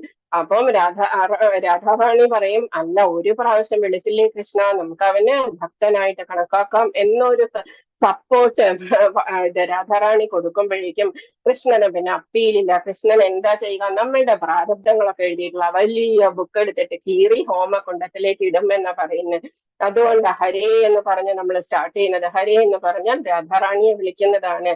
അപ്പം ഹരേ കൃഷ്ണ എന്ന് പറഞ്ഞുകൊണ്ട് അതാ സ്റ്റാർട്ട് ചെയ്യുന്നത്. കൃഷ്ണനാണെങ്കിൽ അറിയാം നമ്മളുടെ കാര്യം, നമ്മൾ എത്രയോ ജന്മമായിട്ട് എന്താ ചെയ്തിരിക്കുന്നത്, ഇനി എന്താണ്. പക്ഷെ രാധാറാണി അങ്ങനെയല്ല, മേഴ്സിഫുൾ ആണ്, വളരെ ശാന്തമാണ്. നമ്മൾ ഒരു പ്രാവശ്യം ചൊല്ലിയാൽ മതി, അതിനെ വലിയ കാര്യമായിട്ട് എടുക്കും. അശ്രദ്ധാന പുരുഷാധർമ്മസ്യ പരന്തപ അപ്രാപ്യമാം നിവർത്തന്തി മൃത്യു സംസാര വർമ്മണി. ഈ ഭക്തിയുടെ സേവനത്തിൽ വിശ്വാസമില്ലാത്തവർക്ക് അശ്രദ്ധാന, വിശ്വാസമില്ലാത്തവർക്ക് എന്റെ അടുത്തേക്ക് വരാൻ സാധിക്കില്ല. ഹേ ശത്രുഞ്ജയ പരന്തപ, ശത്രുക്കളെ ജയിക്കുന്നവനെ, അപ്രാപ്യമാം നിവർത്തന്റെ, ഞാൻ എന്ന് പറയുന്നത് അവർക്ക് അപ്രാപ്യനാണ്. മൃത്യു സംസാര വർമ്മണി, അവര് മൃത്യു സംസാരത്തിൽ ഇങ്ങനെ കിടന്ന് കറങ്ങിക്കൊണ്ടിരിക്കും, വീണ്ടും എത്തിക്കൊണ്ടിരിക്കും. ഇപ്പൊ നമ്മളോട് ആചാര്യന്മാര് പറഞ്ഞു തരുന്നു, ഭഗവാൻ സ്വയം പറയുന്നു, എന്ത് ചെയ്യുക? ഭക്തി ചെയ്യുക, ഭഗവാനിലെ ഭക്തി കൊണ്ടുവരിക എന്ന് പറയുന്നു. അത് നോർമലായിട്ട് നമ്മളെ കൊണ്ട് സ്വയം അങ്ങോട്ട്, എല്ലാവരുടെ ഹൃദയത്തിലും ഭക്തി ബീജമുണ്ട്. പക്ഷെ അത് വളർന്ന് പന്തലിക്കണം എന്നുണ്ടെങ്കിൽ നമ്മൾക്ക് ഒരു ഗുരുവിന്റെ ആവശ്യമുണ്ട്. അതല്ലാതെ ഡ്രൈ ആയിട്ട് പോകും. നമ്മൾ കുറച്ച് ഭക്തി എന്ന് പറഞ്ഞാൽ നമ്മളെ ഡ്രൈ ആയിട്ട് പോകും. കുറച്ച് കഴിയുമ്പോഴേക്കും ഈ വിശ്വാസത്തെ വളർത്തിയെടുക്കലാണ് കൃഷ്ണാവബോധത്തിന്റെ പ്രക്രിയ എന്ന് പറയുന്നത്. ദൃഢമായ വിശ്വാസവും ഭക്തി ഗ്രന്ഥങ്ങളിൽ അവഗാഹമുള്ളവനും വീഴാനുള്ള സാധ്യത ഇല്ല. കൃഷ്ണാവബോധം പുരോഗമിക്കണം എന്നുണ്ടെങ്കിൽ നമ്മൾക്ക് വിശ്വാസം വേണം. കൃഷ്ണനെ സേവിക്കുന്നതിലൂടെ ഒരു വ്യക്തിക്ക് ആ ഒരു പൂർണ്ണത കിട്ടും. നമ്മൾക്ക് ഭക്തരുടെ സമ്പർക്കത്തിലൂടെ നമ്മൾക്ക് എന്താണ് സംഭവിക്കുക? നമ്മൾക്ക് ആ ഒരു പരിപൂർണത നമ്മൾക്ക് കിട്ടും. എന്താണ്? അചിന്യ ഭേദ അഭേദ തത്വം ബന്ധം. ഐശ്വര്യത്തെ കുറിച്ചുള്ള അറിവ് ഭഗവാന്റെ, അതാണ് അചിന്യഭേദ അഭേദ ബന്ധം തത്വം. കൃഷ്ണൻ തന്റെ ഭൗതിക ശക്തിയിലൂടെ പ്രപഞ്ചത്തെ മുഴുവൻ വ്യാപിപ്പിക്കുകയും സൃഷ്ടിക്കുകയും നശിപ്പിക്കുകയും ചെയ്യുന്നു. മയാധ്യക്ഷേണ പ്രകൃതി സൂയതേ സചരാചരം ഹേതുനാനേന കൗന്ദയ ജഗദ്വി പരിവർത്തതേ. കൃഷ്ണൻ പരമോന്നത സംവിധായകനാണെങ്കിലും ഭൗതിക ലോകം സ്വതന്ത്രമായി നീങ്ങുന്നു. അങ്ങനെ കൃഷ്ണൻ നിഷ്പക്ഷനും നിസ്സംഗനായും തുടരുന്നു. എന്തുകൊണ്ട്? പ്രകൃതിയിലെ ഭഗവാൻ അതിന് കുറച്ച് ശക്തികൾ കൊടുത്തിരിക്കുന്നു. പ്രകൃതിക്ക്, ബ്രഹ്മാവിന് ഒക്കെ അവരാണ് നേരിട്ട് നിന്ന് ഇതെല്ലാം നടത്തുന്നത്. ഭഗവാൻ അതിന്റെ അപ്പുറത്തേക്ക് ഇരുന്നുകൊണ്ട് ജസ്റ്റ് സൂപ്പർവൈസർ എന്ന് പറയുന്ന രീതിയിൽ ഇരിക്കുന്നതേ ഉള്ളൂ. മയാതമിതം സർവം ജഗദവ്യക്തമൂർത്തിന അവ്യക്തമൂർത്തിന മസ്ഥാനി സർവഭൂതാനി നചാഹം തേഷ്വസ്ഥിത. അവ്യക്തമായ രൂപത്തിൽ ജഗദവ്യക്തമൂർത്തിന, അവ്യക്തമായിട്ടുള്ള രൂപത്തിൽ ജഗത്ത് മുഴുവനും ഞാൻ വ്യാപിച്ചു നിൽക്കുന്നു അർജുന. മയാതമിതം സർവം, എല്ലായിടത്തും. മസ്ഥാനി സർവഭൂതാനി, എല്ലാ ഭൂതങ്ങളും എന്നിലാണ്, സകല ജീവജാലങ്ങളും എന്നിലാണ് സ്ഥിതി ചെയ്യുന്നത്. ഞാൻ അവയിലല്ല സ്ഥിതി ചെയ്യുന്നത്, ഭഗവാനിലാണ് നമ്മളുള്ളത്. അതുകൊണ്ടാണ് നമ്മൾ എവിടെ പോയാലും പേടിക്കണ്ട എന്ന് ആചാര്യന്മാര് പറയുന്നത്. നമ്മൾ ഓൾറെഡി ഭഗവാന്റെ സംരക്ഷണയിലാണ്. എവിടെ പോയാലും, എത്ര നരകത്തിൽ പോയാലും ഭഗവാൻ നമ്മുടെ കൂടെയുണ്ട്. ഭഗവാൻ സൃഷ്ടിച്ചതാണ് ഇതെല്ലാം. അപ്പൊ നമ്മൾ ഭഗവാന്റെ നോട്ടത്തിലുണ്ട് നമ്മൾ. അതുകൊണ്ട് പേടിക്കേണ്ട, പ്രത്യേകിച്ചൊരു ഭക്തൻ. അതുകൊണ്ടാണ് നമ്മളോട് ആചാര്യന്മാര് പറയുന്നത് നാമസ്മരണ ചെയ്യൂ, എവിടെ പോയാലും രക്ഷപ്പെടും എന്ന് പറയുന്നത്. ഇപ്പം ഭഗവാൻ തന്നെ ഓൾറെഡി പറഞ്ഞു കഴിഞ്ഞു. സൃഷ്ടിജാലങ്ങളൊന്നും എന്നിൽ സ്ഥിതി ചെയ്യുന്നില്ല. എന്റെ യോഗ പ്രഭാവം നോക്കൂ. അവരോടും എല്ലാത്തിന്റെയും സൃഷ്ടികർത്താവ് ഭഗവാനാണ്. സർവഭൂതങ്ങളുടെയും പരിപാലകനും സർവവ്യാപിയുമാണെങ്കിലും ഞാൻ ഈ പ്രത്യക്ഷ പ്രപഞ്ചത്തിന്റെ ഒരംശമല്ല. ഭഗവാൻ ഇതിന്റെ അംശമല്ല. നമ്മളൊക്കെയാണ് ഈ പ്രപഞ്ചത്തിന്റെ ഒരു അംശം. എന്നിട്ട് നമ്മളെല്ലാം ഈ പ്രപഞ്ചത്തിന്റെ ഉത്ഭവസ്ഥാനമായിട്ടുള്ള ഭഗവാന്റെ ഉള്ളിലാണ് സ്ഥിതി ചെയ്യുന്നത്. സർവവ്യാപിയാണ് ഭഗവാൻ. ഈ പ്രത്യക്ഷ പ്രപഞ്ചം മുഴുവനും ഭഗവാൻ ഉണ്ടാക്കിയതാണ്. സ്വാമിയാണ് ഹോൾ യൂണിവേഴ്സിന്റെ സ്വാമി എന്ന് പറയുന്ന ഭഗവാനെ ജഗന്നാഥമൂർത്തി. ആകാശത്തിൽ സ്ഥിതി ചെയ്തുകൊണ്ട് തന്നെ ശക്തിയുള്ള കാറ്റ് എല്ലായിടത്തും സഞ്ചരിക്കുന്നു. അതുപോലെ സർവ സൃഷ്ടികളും എക്കാലത്തും എന്നിലാണ് വിശ്രമിക്കുന്നത്. ഇപ്പം ആകാശത്ത് സ്ഥിതി ചെയ്യുന്ന കാറ്റ് അതെവിടെയും എത്തും. അതുപോലെ തന്നെയാ ഭഗവാൻ. എല്ലായിടത്തും ഭഗവാന് കാണാൻ സാധിക്കും. ഭഗവാൻ എല്ലായിടത്തും പ്രത്യക്ഷനായിട്ടിരിക്കുന്നുമുണ്ട്. നമ്മൾക്ക് കാണുന്നില്ല എന്നേ ഉള്ളൂ. നമ്മൾക്ക് അത് കാണാനുള്ള കാഴ്ചയല്ല ഉള്ളത്. അറിവില്ലായ്മയാണ് നമ്മൾക്ക്. സൃഷ്ടിജാലങ്ങളൊന്നും എന്നിൽ സ്ഥിതി ചെയ്യുന്നില്ല. നമ്മളിപ്പോ പറഞ്ഞതെല്ലാം ഇതിൽ കാണുന്നു. ഭൂമണ്ഡലം തോളിലെടുത്ത് ക്ഷണിച്ച അറ്റ്ലസിനെ പോലെയല്ല നമ്മളുടെ ഭഗവാൻ എന്ന് പറയുന്നത്. അചിന്യം, നമ്മളെ കൊണ്ട് ആലോചിക്കാവുന്നതിനും അപ്പുറത്താണ് ഭഗവാന്റെ ആ ഒരു കഴിവെന്ന് പറയുന്നത്. എങ്ങനെയാണ് ഭഗവാൻ അകന്നിരിക്കുന്നത്? അചിന്തനീയമായ ഐശ്വര്യങ്ങളുടെ ഉദാഹരണങ്ങളിലൂടെ നമ്മൾക്ക് മനസ്സിലാകും ഭഗവാൻ ദൂരെയാണ് എന്ന്. പക്ഷേ ഭഗവാൻ എന്താണ്? ശാശ്വതനാണ്, നമ്മളുടെ തൊട്ടടുത്തുണ്ട്. അതാണ് ഭേദ അഭേദ തത്വം എന്ന് പറയുന്നത്. നമ്മളുടെ ചിന്താശക്തിക്ക് പുറത്താണ് ഭഗവാന്റെ ആ കഴിവുകൾ എന്നുള്ളത്. കുന്തിപുത്ര, ഓരോ കൽപ്പത്തിന്റെയും അവസാനത്തിൽ ഈ ഭൗതികാവിർഭാവങ്ങളെല്ലാം എന്നിൽ പ്രവേശിക്കുന്നു. ഒരു കൽപ്പം എന്ന് പറയുന്നത് 1000 ചതുർയുഗമാണ്. ബ്രഹ്മാവിന്റെ ഒരു ദിവസം, അത് കഴിഞ്ഞാൽ രാത്രിയായി. അത്രയും 100 വർഷമാണ് ബ്രഹ്മാവിന്റെ ആയുസ്. 100 കൽപ്പം എന്ന് പറയുന്നത് രാത്രിയും പകലും കൂടി ചേർന്നത്. അപ്പൊ 200 അത്രയും കാലം കഴിഞ്ഞാൽ ഞാൻ അവയെ വീണ്ടും എന്റെ ശക്തിയാൽ സൃഷ്ടിക്കുകയും ചെയ്യുന്നു. പ്രപഞ്ച പ്രവർത്തനം എന്റെ അധീനതയിലാണ്. മയാധ്യക്ഷേന പ്രകൃതി സൂയതേ സചരാചരം ഹേതുനാനേന കൗന്ദയ ജഗദ്വി പരിവർത്തതേ. എന്റെ ഇഷ്ടത്തിനനുസരിച്ചിട്ടാണ് അത് ആവിർഭവിക്കുകയും ഒടുവിൽ തിരോഭവിക്കുകയും ചെയ്യുന്നത്. മയാധ്യക്ഷേന പ്രകൃതി, പ്രപഞ്ച പ്രവർത്തനം എന്റെ അധീനതയിലാണ്. ധനഞ്ജയ, ഈ കർമ്മങ്ങൾക്കൊന്നും തന്നെ എന്നെ ബന്ധിക്കാൻ കഴിയില്ല. ഭഗവാൻ ആരെ കൊന്നാലും ഭഗവാൻ അതിൽ യാതൊരു പാപവും ഉണ്ടാവില്ല. എന്തുകൊണ്ടാ? ഭഗവാന്റെ തന്നെ സ്വന്തം നിർമ്മാണമാണ്, സൃഷ്ടിയാണ്. അത് എന്ത് തന്നെ ചെയ്യാനും ഭഗവാൻ അതിന്റെ ഫ്രീഡം ഉണ്ട്. ഒരു ഭൗതിക പ്രവർത്തനങ്ങളോടും ബന്ധപ്പെടാതെ ഉദാസീനനായിട്ടിരിക്കുകയാണ് ഭഗവാൻ. അതാണ് അനന്തശായിയായിട്ട് ഭഗവാൻ ശയിക്കുന്നത്. എല്ലാം ചെയ്തു കഴിഞ്ഞു, എല്ലാം നടക്കുന്നു ഭംഗിയായിട്ട്. ഓരോരുത്തർക്കും ഓരോരോ ജോലികൾ തന്നിരിക്കുന്നു. അതില് മൃഗങ്ങളും എല്ലാം അവരവരുടെ ഡ്യൂട്ടി ഭംഗിയായിട്ട് ചെയ്യുന്നു. നമ്മള് മനുഷ്യര് മാത്രമാണ്. നമ്മൾക്ക് ആഗ്രഹങ്ങളും കാമവും എല്ലാം, കാമക്രോധ മത മോഹ മാത്സര്യങ്ങൾ കൊണ്ട് നമ്മൾ എന്താ ചെയ്യുന്നത്? വെട്ടിപ്പിടിക്കാൻ ആഗ്രഹിക്കുന്നു ഭഗവാന്റെ ലോകം. അതാണ് അവിടെയാണ് നമ്മൾക്ക് തെറ്റുപറ്റുന്നത്. നമ്മൾക്ക് അത് അർഹതയുണ്ടോ ഇല്ലേ അതൊന്നും അല്ല. ഞാനൊക്കെ അനുഭവിക്കാൻ എനിക്ക് അർഹതയുണ്ട് സ്വയം നമ്മൾ തീരുമാനിക്കുകയാണ്. അപ്പൊ നമ്മൾക്ക് ഇതുവരെ ഇപ്പൊ കിട്ടിയിരിക്കുന്ന ലൈഫ് എന്ന് പറയുന്നത് വരെ നമ്മൾ അർഹിക്കുന്നുണ്ടോ എന്നുള്ള കാര്യം ഒന്ന് ആലോചിച്ച് നോക്കൂ. ഭൗതിക ലോകം ഇപ്പൊ ഒരു മാതാജി കഴിഞ്ഞ ഏതൊരു ക്ലാസ്സിൽ ചോദിച്ചിട്ടുണ്ടായിരുന്നു, ഞാൻ എപ്പോഴും അമ്പലത്തിൽ പോകും മാതാജി ഉണ്ട്, പക്ഷെ എനിക്കെല്ലാം എന്റെ വീട്ടിലുള്ള കാര്യങ്ങളൊന്നും അത്രയ്ക്ക് അങ്ങോട്ട് എല്ലാം ഒരു ഇതല്ല, ഫേവറബിൾ അല്ല, കുട്ടികളും ബാക്കി കാര്യങ്ങളൊക്കെ ഫേവറബിൾ അല്ല എന്ന് പറഞ്ഞു. അപ്പൊ എനിക്ക് ഭയങ്കര അതിശയം തോന്നി. എന്ന് വെച്ചാൽ എല്ലാ ദിവസവും അമ്പലത്തിൽ പോകുന്നു, അപ്പൊ ഭഗവാനിൽ നിന്ന് എന്തെങ്കിലുമൊക്കെ എക്സ്പെക്ട് ചെയ്യുന്നു. നമ്മൾ ശരിക്കും എന്താ ചെയ്യേണ്ടത്? തന്നിട്ടുള്ളതിന് നന്ദി പറയുകയല്ലാതെ ചോദിക്കാം. ഓക്കെ, നമ്മളിപ്പോ അച്ഛനോട് പറയുന്നത് പോലെ ചോദിക്കാം, ഭഗവാനെ ഇങ്ങനെ ഒരു കാര്യം എന്റെ പരീക്ഷയുണ്ട്, കുട്ടികൾക്ക് ഒന്ന് ഓർമ്മ നിൽക്കണേ, കുട്ടികൾക്ക് ആ സദ്ബുദ്ധി ഉണ്ടാവണേ, ആ ഒരു മൊമെന്റ് ഫേവറബിൾ ആകണേ എന്നൊക്കെ നമ്മൾക്ക് പ്രാർത്ഥിക്കാം. പക്ഷെ ഒരു അതിനേക്കാൾ അപ്പുറത്തേക്കുള്ള പൈസ, അതുപോലെ മഹാലക്ഷ്മി ഒരു ആളോട് നമ്മൾ ഭാര്യയെ ചോദിച്ചു വാങ്ങിക്കുന്നത് എങ്ങനെയാ?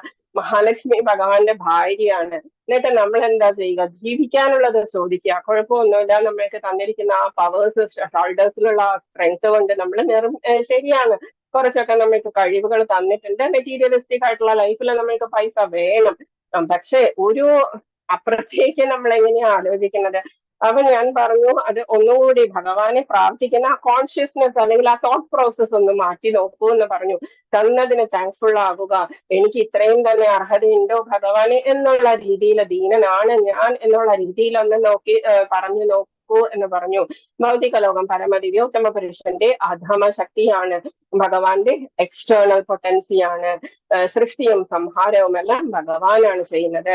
ഇതെല്ലാം ആധുനിക പരിണാമ സങ്കല്പത്തെ നിരാകരിക്കുന്നു. പരമേശ്വരനായ കൃഷ്ണൻ അകന്നിരിക്കുകയെ ഭൗതിക ലോകം എങ്ങനെ നിലനിർത്തുന്നു? ആധുനിക ആശയം എന്താണ്? സൃഷ്ടിയിൽ നിന്ന് ആരംഭിച്ച് ഒന്നിൽ നിന്ന് മറ്റൊന്നിലേക്ക്, അങ്ങനെയാണ് നമ്മളിപ്പോ വിചാരിച്ചിരിക്കുന്നത്. പക്ഷേ എല്ലാ ജീവികളും മയാധ്യക്ഷേണ പ്രകൃതി സൂയത്തെ സചരാചരം, ഇതെല്ലാം മിഥ്യയാണ് എന്ന് പറയുന്നവർക്ക് ഭഗവാൻ പറഞ്ഞിരിക്കുന്ന ഈ ശ്ലോകം പറയുക. എല്ലാം തീർച്ചയായും ഭഗവാന്റെ പരമമായ ഇച്ഛയ്ക്ക് കീഴിലാണ്.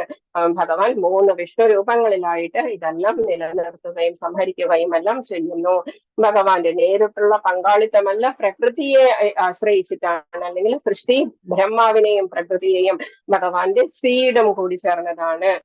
അപ്പം സൃഷ്ടിയുടെ അടിസ്ഥാനം എല്ലാം ഭഗവാന്റെ ഇച്ഛ അനുസരിച്ചിട്ടാണ് നമ്മളുടെ ഈ ലോകം എന്ന് പറയുന്നത്. മയാധ്യക്ഷേണ പ്രകൃതി സൂയത്തെ സചരാചരം ഹേതുനാനേന കൗന്ദേയ ജഗദ്വി പരിവർത്തതേ, നമ്മൾ പറഞ്ഞതാണ്. വീണ്ടും വീണ്ടും പ്രപഞ്ചമുണ്ടാകുന്നു. ഇനി 11 തൊട്ട് 15 വരെ ഭഗവാൻ പറയുന്നു, ആരാധിക്കാത്തവരും ആരാധിക്കുന്നവരും. കൃഷ്ണൻ ഒരു താൽക്കാലിക രൂപമുള്ള ഒരു സാധാരണ മനുഷ്യനാണെന്ന് കരുതുന്ന വിഡ്ഢികൾ നിരീശ്വരവാദികളായി തീരുകയും അവരുടെ ശ്രമങ്ങളിൽ പരാജയപ്പെടുകയും ചെയ്യുന്നു. കൗരവരെ കുറിച്ചാണ് ഭഗവാൻ പറയുന്നത്. ഒരു മഹാത്മാവ് ആരാണ്? മഹാത്മാവ് സതതം കീർത്തയന്തോ മാം യതന്തശ്ച ദൃഢവ്രത നമസ്യന്തശ്ചമാം ഭക്ത്യാ നിത്യയുക്ത ഉപാസത്തെ. അതാണ് ഒരു മഹാത്മാവിന്റെ നിർവചനം. അതൊക്കെയാണ് നമ്മൾ ഇനി പറയാൻ പോകുന്നത്. അവജാനന്തി മാമോധ മനുഷ്യൻ തനുമാശ്രിതം പരംഭാവമജാനന്ദോ മമ ഭൂതമനെ മഹേശ്വരം. ഞാൻ മനുഷ്യരൂപത്തിലെ കൃഷ്ണനായി തന്നെ കണ്ടിട്ട് ആർക്കും മനസ്സിലാവുന്നില്ല. ശ്രീരാമനെ വരെ നമ്മൾക്ക് എന്തുണ്ടായി? ശ്രീരാമൻ ഉണ്ടായി, പക്ഷേ ദശരഥ പുത്രന്മാരായിട്ട് 4 പേരുണ്ടായി. അവരെല്ലാവരും അംശാവതാരവും ഭഗവാൻ പൂർണ്ണാവതാരവും ഒക്കെയാണ്, നമ്മൾക്ക് മനസ്സിലാകുന്നില്ല ആ സമയത്തുള്ളവർക്ക്. എന്നിട്ട് വിരാതൻ എന്ന് പറഞ്ഞ ആ ഒരു രാക്ഷസൻ ദണ്ഡകാരണ്യത്തിൽ വെച്ചിട്ട് വിരാതൻ എന്ന് പറഞ്ഞ ആ രാക്ഷസനെ വധിക്കാനായിട്ട്, ഉപദ്രവിക്കാനായിട്ട് വന്നു. സീതാദേവിയെ എനിക്ക് തരൂ എന്നൊക്കെ പറഞ്ഞ സമയത്ത് ലക്ഷ്മണൻ ഒരു കൈ മുറിച്ചിട്ടു, രണ്ടാമത്തെ കൈ ശ്രീരാമനും മുറിച്ചിട്ടു. ആ സമയത്ത് അതൊരു തുമ്പുരു എന്ന് പറഞ്ഞ ഒരു ഗന്ധർവനായിട്ട് മാറി. എന്നിട്ട് ആ ഗന്ധർവന പറഞ്ഞത്, എന്നെ കൊല്ലുക, ഈ രൂപത്തിൽ എന്നെ കൊല്ലുക, എന്നാൽ മാത്രമേ എനിക്ക് തുമ്പുരുവായിട്ട് ഗന്ധർവലോകത്തിലേക്ക് പോകാൻ പറ്റുള്ളൂ. എനിക്ക് കുബേരന്റെ ശാപം കിട്ടിയതാണ് അസുരനായിട്ട്. ആ സമയത്താണ് ലക്ഷ്മണൻ വിചാരിക്കുന്നത്, ഇതാരാ? ദശരഥ പുത്രനായിട്ടുള്ള രാമൻ വന്നിട്ട് എന്നെ കൊല്ലും, എന്നിട്ട് എനിക്ക് പൂർണ്ണരൂപം കിട്ടും എന്ന് കുബേരൻ എനിക്ക് വാക്ക് തന്നിട്ടുണ്ടായിരുന്നു എന്ന് പറഞ്ഞപ്പോഴാണ് ലക്ഷ്മണ കുമാരന് പോലും ആ മനസ്സിലായത് ശ്രീരാമൻ ആരാണ് എന്നുള്ളത്. പതുക്കെ അതൊക്കെയാണ് റിവീൽ ചെയ്യാൻ തുടങ്ങുന്നത്. കൃഷ്ണൻ ആരാന്നാണ് എല്ലാവരും വിചാരിച്ചിരുന്നത്, എന്താ ഗോപിമാര് ഭഗവാനായിട്ട്. പക്ഷെ ആ ഒരു ലവർ എന്ന് പറയുന്ന രീതിയിലായിരുന്നു. അതുപോലെ അർജുനൻ ആരാൻ, സഖാവ് അല്ലെങ്കിൽ കസിൻ എന്ന രീതിയിലാണ്. അപ്പൊ മനുഷ്യനായി ഈവൻ ഈ ദൂതിന്റെ സമയത്ത് ഭഗവാൻ സ്വന്തം രൂപം കാണിച്ചു കൊടുത്തു, വിശ്വരൂപം. എന്നിട്ട് പോലും ഒരാൾ പോലും വിശ്വസിച്ചില്ല. എല്ലാത്തിനും ഈശ്വരനായ എന്റെ അതീന്ദ്രിയ സ്വഭാവം അവർക്ക് അറിഞ്ഞുകൂടാ. ജാനന്തി എന്ന് പറഞ്ഞാൽ 3 വാക്കുകൾ: അജാനന്തി, അവജാനന്തി മാം മൂഢ എന്ന് പറഞ്ഞിരിക്കുന്നത് കൊണ്ടാണ് സത്യത്തിൽ കൃഷ്ണനെ മനസ്സിലാക്കുമ്പോൾ നമ്മൾ മോക്ഷത്തിലേക്കാണ് നമ്മൾ പോവുക. ശ്രീകൃഷ്ണനെ കുറിച്ചുള്ള അജ്ഞത എന്തായിട്ട് മാറും? അജാനന്തി എന്ന് പറഞ്ഞാൽ നമ്മൾ വീണ്ടും വീണ്ടും ജനന മരണ ചക്രം. ഇതാണെങ്കിലോ അവജാനന്തി എന്ന് പറഞ്ഞാൽ എപ്പോഴും നമ്മൾ കഷ്ടപ്പാടിൽ തന്നെ ആയിരിക്കും. അതുകൊണ്ട് ഭഗവാനെ മനസ്സിലാക്കാൻ ശ്രമിക്കുക. മോഘാശാമോഘ കർമാണു മോഘജ്ഞാന വിച്ഛേദസഹ രാക്ഷസീമാസുരീം ചൈവ പ്രകൃതി മോഹിനിം ശ്രിതാഹ. ഇങ്ങനെ മോഹിതരായവർ, ഭഗവാനാണെന്ന് മനസ്സിലാകാതെ മോഹിതരായവർ ആസുരങ്ങളും നിരീശ്വരവാദ പരങ്ങളുമായ ആശയങ്ങളാൽ ആകൃഷ്ടരാകുന്നു. ശകുനി പറയുന്നതനുസരിച്ച് അവര് പാണ്ഡവരെ ജയിക്കുമെന്നൊക്കെ അവര് വിചാരിച്ചു. പക്ഷേ ലാസ്റ്റ് ആ വ്യാമോഹാവസ്ഥയിൽ മുക്തിയെക്കുറിച്ചുള്ള പ്രതീക്ഷകളും ഫലോദിഷ്ട കർമ്മവും ജ്ഞാനാർജനവും എല്ലാം പാഴായി പോവും. കൗരവർക്കും പാണ്ഡവരോളം തന്നെ തുല്യമായിട്ടുള്ള അറിവുണ്ടായിരുന്നു. പക്ഷേ അവര് അധർമ്മത്തിന്റെ പാതയാണ് എടുത്തത്. അതുകൊണ്ട് തന്നെ ഭഗവാനെ കുറിച്ച് അവര് ഒന്നും മനസ്സിലാക്കിയില്ല. അവർക്ക് ജസ്റ്റ് മെറ്റീരിയലിസ്റ്റിക് ആയിട്ടുള്ള ബെനിഫിറ്റ്സിനെ കുറിച്ച് മാത്രമാണ് അവർ വിചാരിച്ചത്. 12ാമത്തെ ശ്ലോകത്തിലെ ദുരാത്മ എന്ന് പറയുന്നത്, അവര് ആസുരവും നിരീശ്വര പരങ്ങളുമായിട്ടുള്ള പ്രഹ്ലാദനെ കൊല്ലാൻ നോക്കിയ നരസിംഹ ഈ ഹിരണ്യ കശിപ്പു എന്താ വിചാരിക്കുന്നത്? ഭക്തരെ കുറിച്ച് എന്താണ് വിചാരിക്കുന്നത്? എല്ലാവരും ഭക്തരെ തോൽപ്പിക്കാൻ സാധിക്കും എന്ന് വിചാരിക്കും. പക്ഷേ ലാസ്റ്റ് ആദ്യമൊക്കെ അവർക്ക് തോൽവി ചില സമയത്ത് നമ്മൾക്ക് തോന്നാം ഭക്തരെ മാത്രമേ ജയിക്കാൻ പാടുള്ളൂ എന്നില്ല. പക്ഷെ ലാസ്റ്റ് അന്തിമം എന്ന് പറയുന്നത് ഭക്തർക്കായിരിക്കും. ഷുവറായിട്ടും മുക്തിയെക്കുറിച്ചുള്ള പ്രതീക്ഷകളും ഫലോദിഷ്ട കർമ്മങ്ങളും എല്ലാം അവർ ചെയ്തതൊക്കെ പാഴായി പോകുന്നു. നമ്മൾക്കറിയാം, കർണൻ, ഏറ്റവും വില്ലാളി വീരനായിട്ടുള്ള കർണൻ, അർജുനനേക്കാളും ശക്തിയുള്ള കർണൻ ലാസ്റ്റ് ചോദിച്ചു കൃഷ്ണനോട്, എന്താ കൃഷ്ണ എനിക്ക് മാത്രം ഇങ്ങനെ ഒരു വിധി എന്ന് ചോദിച്ചപ്പോഴേക്കും എനിക്കിങ്ങനെ ഒരു മരണവും അപമാനവും ഒക്കെ എന്ന് പറഞ്ഞപ്പോ കൃഷ്ണൻ പറഞ്ഞത് എന്താണ്? എനിക്കെന്തെല്ലാം ഉണ്ടായി? പൂതന വന്നു കൊല്ലാൻ എത്രയോ രാക്ഷസന്മാര് വന്നു. അമ്മയുടെ അടുത്ത് നിന്ന് വേറൊരു അമ്മയുടെ അടുത്ത് പോയി. ആ അമ്മയോട് സ്നേഹം വന്ന് തുടങ്ങിയപ്പോഴേക്കും വീണ്ടും ഈ പഴയ അമ്മയുടെ അടുത്ത് വന്നു. എന്തെല്ലാം അനുഭവിച്ചു. എനിക്ക് ഇഷ്ടമുള്ള ആളെ കല്യാണം കഴിക്കാൻ എനിക്ക് സാധിച്ചില്ല. പക്ഷെ ഇഷ്ടമില്ലാത്ത അനേകം പേര് ഞാൻ കല്യാണം കഴിക്കേണ്ടി വന്നു. എന്തെല്ലാമാണ് ഞാൻ അനുഭവിക്കാതിരുന്നത്. പക്ഷെ ഞാൻ ധർമ്മത്തിന്റെ വഴി വിട്ടില്ല. നീ അധർമ്മത്തിന്റെ വഴിയാണ് തിരഞ്ഞെടുത്തത്.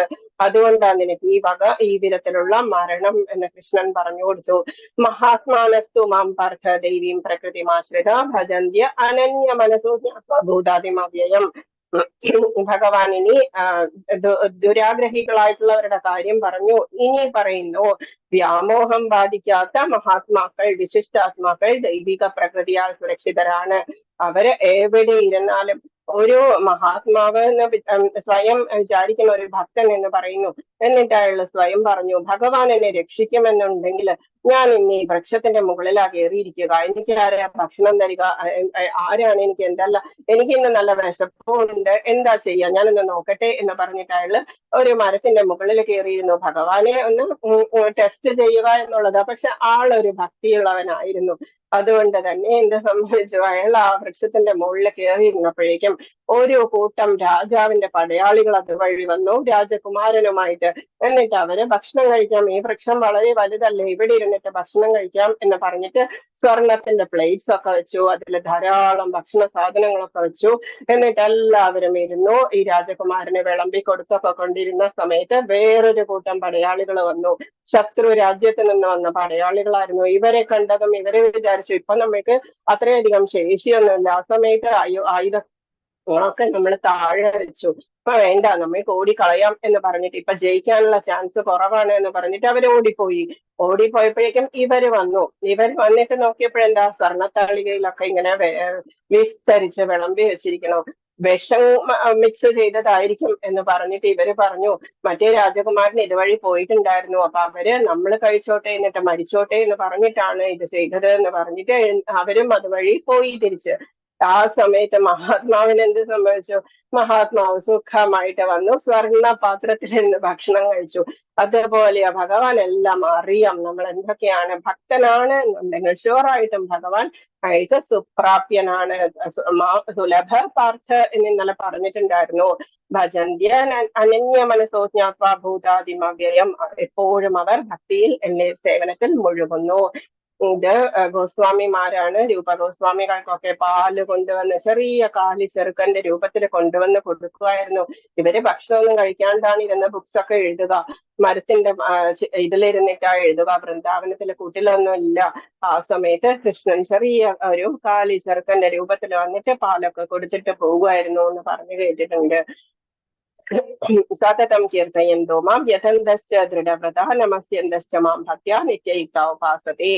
എല്ലായ്പ്പോഴും സതതം കീർത്തയന്തോ മാം, എപ്പോഴും കീർത്തനങ്ങൾ ആലപിച്ചുകൊണ്ടും, യഥന്തശ്ച ദൃഢവ്രത, എപ്പോഴും ദൃഢവ്രതത്തോടുകൂടി, നമസ്യന്തശ്ച മാം ഭക്ത്യ, എപ്പോഴും എന്റെ മുൻപിൽ പ്രണമിച്ചുകൊണ്ടും ഭക്തിയോടുകൂടി നിത്യയുക്താ ഉപാസതേ. ഇങ്ങനെയുള്ള ഭക്തർ എന്നെ എപ്പോഴും സ്മരിക്കുന്നു, ഉപാസിക്കുന്നു, ആരാധിക്കുന്നു. ഭഗവാൻ പറയുന്നു മഹാത്മാക്കളുടെ ലക്ഷണമാണ്. ഭക്തിശാസ്ത്രി ലെവൽ 5 ക്വസ്റ്റ്യൻ ആയിരുന്നു ഇത്. എന്താണ് മഹാത്മാക്കളുടെ ലക്ഷണം? ഇപ്പൊ നമ്മൾ ഇവിടെയാ ഭഗവാൻ പറഞ്ഞിരിക്കുന്നത് മഹാത്മാനസ്തു മാം പാർത്ഥദേവീം പ്രകൃതിമാശ്രിത. എന്നിട്ട് നെക്സ്റ്റ് ശ്ലോകത്തിലാണ് എന്താണ് അവര് ചെയ്യുന്നത് എന്ന് പറയുന്നു. മഹാത്മാക്കൾ, അപ്പൊ ഇതാണ് മഹാത്മാക്കളുടെ ലക്ഷണം. എന്തൊക്കെയാണ്? സതതം കീർത്തയന്തോ മാം യഥന്തശ്ച ദൃഢവ്രത നമസ്യന്തശ്ച മാം ഭക്ത്യാ നിത്യയുക്താ ഉപാസതേ. അതുപോലെയായിരിക്കും ഇനി മുൻപിലുള്ള ക്വസ്റ്റ്യൻസ് ഒക്കെ വരിക. അപ്പൊ നമ്മളത് മനസ്സിലാക്കുക, ക്വസ്റ്റ്യൻസ് മനസ്സിലാക്കുക എന്നുള്ളതാണ്. അപ്പൊ അതുകൊണ്ടാണ് നമ്മൾ കുറച്ചിങ്ങനെ ഡെവലപ്പ് ചെയ്ത് പഠിക്കുന്നത്. എന്തൊക്കെയാണ് നമ്മൾ മഹാത്മാക്കൾ ചെയ്യുന്നത്? ഭഗവാൻ പറയുന്നു എപ്പോഴും ഭഗവാനെ തന്നെ ആശ്രയിക്കുന്നു. സതതം കീർത്തയന്തോ മാം ജ്ഞാനയജ്ഞേന ചാപ്യന്യേ യജന്തോ മാം ഉപാസതേ ഏകത്വേന പൃഥക്വേന ബഹുധാ വിശ്വതോ മുഖം. ചിലവരൊക്കെ ജ്ഞാനാർജനം കൊണ്ട് യജ്ഞം ചെയ്യുന്ന മറ്റു ചിലർ സർവേശ്വരനെ അദ്വിതീയനായും ബഹുരൂപനായും വിശ്വതോമുഖനായും ആരാധിക്കുന്നു. ഏതെല്ലാം രീതിയിലാണ് ഭഗവാനെ ജ്ഞാനം കൊണ്ട് ആർജിച്ചവർ ചെയ്യുന്നത് എന്നൊരു ക്വസ്റ്റ്യൻ ഉണ്ടായിരുന്നു. അതിന്റെ ആൻസർ ആണ് ഇത്. ജ്ഞാനാർജനം കൊണ്ട് ചെയ്യുന്ന ചില സർവേശ്വരനെ എന്തായിട്ട് കരുതുന്നു? അദ്വിതീയനായിട്ട് കരുതുന്നു, ബഹുരൂപനായിട്ട് കരുതുന്നു. പല പല രൂപത്തിലുള്ള ഭഗവാൻ, വരാഹസ്വാമിയായിട്ട്, നരസിംഹമൂർത്തി, ഇങ്ങനെ ഏത് രൂപത്തിലും. വിശ്വതോമുഖൻ എന്ന് പറഞ്ഞാൽ ഹോൾ യൂണിവേഴ്സ് നിർമ്മിച്ചിട്ടുള്ള ആ സ്വാമിയായിട്ട് തന്നെ എന്നെ വിചാരിക്കുന്നു. ജ്ഞാനമുള്ളവർ, ജ്ഞാനിയായിട്ടുള്ള ആൾ, അത് 2 തരത്തിലാണ്. ഒന്ന് ദേവന്മാരെ ആരാധിക്കുന്നവർ, ഒന്ന് വിശ്വരൂപത്തെ ആരാധിക്കുന്നവർ. 2 തരത്തിലാണ് നമ്മൾ. ഇനി ഭഗവാൻ പറയുന്നു ഞാൻ ആരാണ്.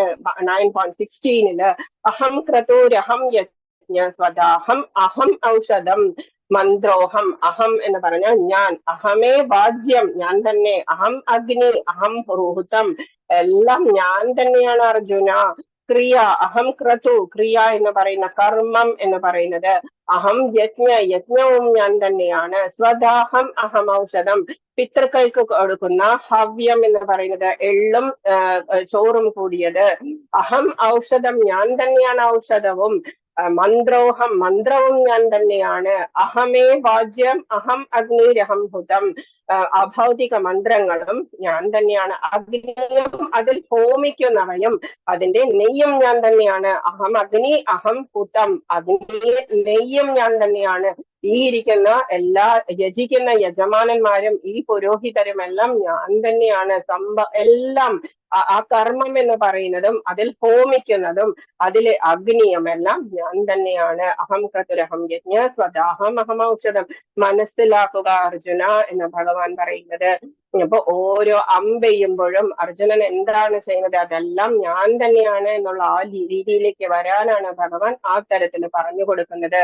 പിതാഹമസ്യ ജഗതോ മാതാധാതാ പിതാമഹഃ വേദ്യം പവിത്രമംസാര യജുരേവച.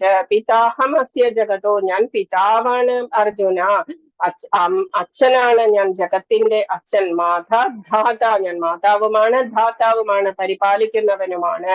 പിതാമഹനുമാണ്. എന്തുകൊണ്ടാ ബ്രഹ്മാവിനെ നമ്മൾ പിതാവ് സൃഷ്ടികർത്താവ് എന്ന് പറയുമ്പോൾ ഷുവറായിട്ടും കൃഷ്ണൻ എന്ന് പറഞ്ഞാൽ അതിനേക്കാളും മുകളിലാണ്. പിതാമഹനാണ് നമ്മൾക്ക്. വേദ്യം പവിത്രം ഓംകാരം, എന്താണ് അറിയേണ്ടത് വേദങ്ങൾ കൊണ്ട്? ഞാൻ തന്നെയാണ്. പവിത്രമായിട്ടുള്ള ഓംകാരവും ഋക്സാമയജുരേവച, ഋക്സാമയജുർ അഥർവണ വേദങ്ങളും ഞാൻ തന്നെയാണ്. അഥർവണ വേദത്തെ പേര് പറഞ്ഞിട്ടില്ല എന്നേ ഉള്ളൂ. ആൻഡ് എന്നുള്ള വേർഡാണ് ച എന്ന് ഉദ്ദേശിച്ചിരിക്കുന്നത്. അപ്പൊ ഭഗവാൻ പറയുന്നു പിതാഹമസ്യ ജഗതോ മാതാധാത പിതാമഹാവേദ്യം പവിത്രമോംകാര ഋക്സാമയജുരേവച, ഭഗവാൻ തന്നെയാണ് എല്ലാം എന്ന് പറഞ്ഞിരിക്കുന്നു.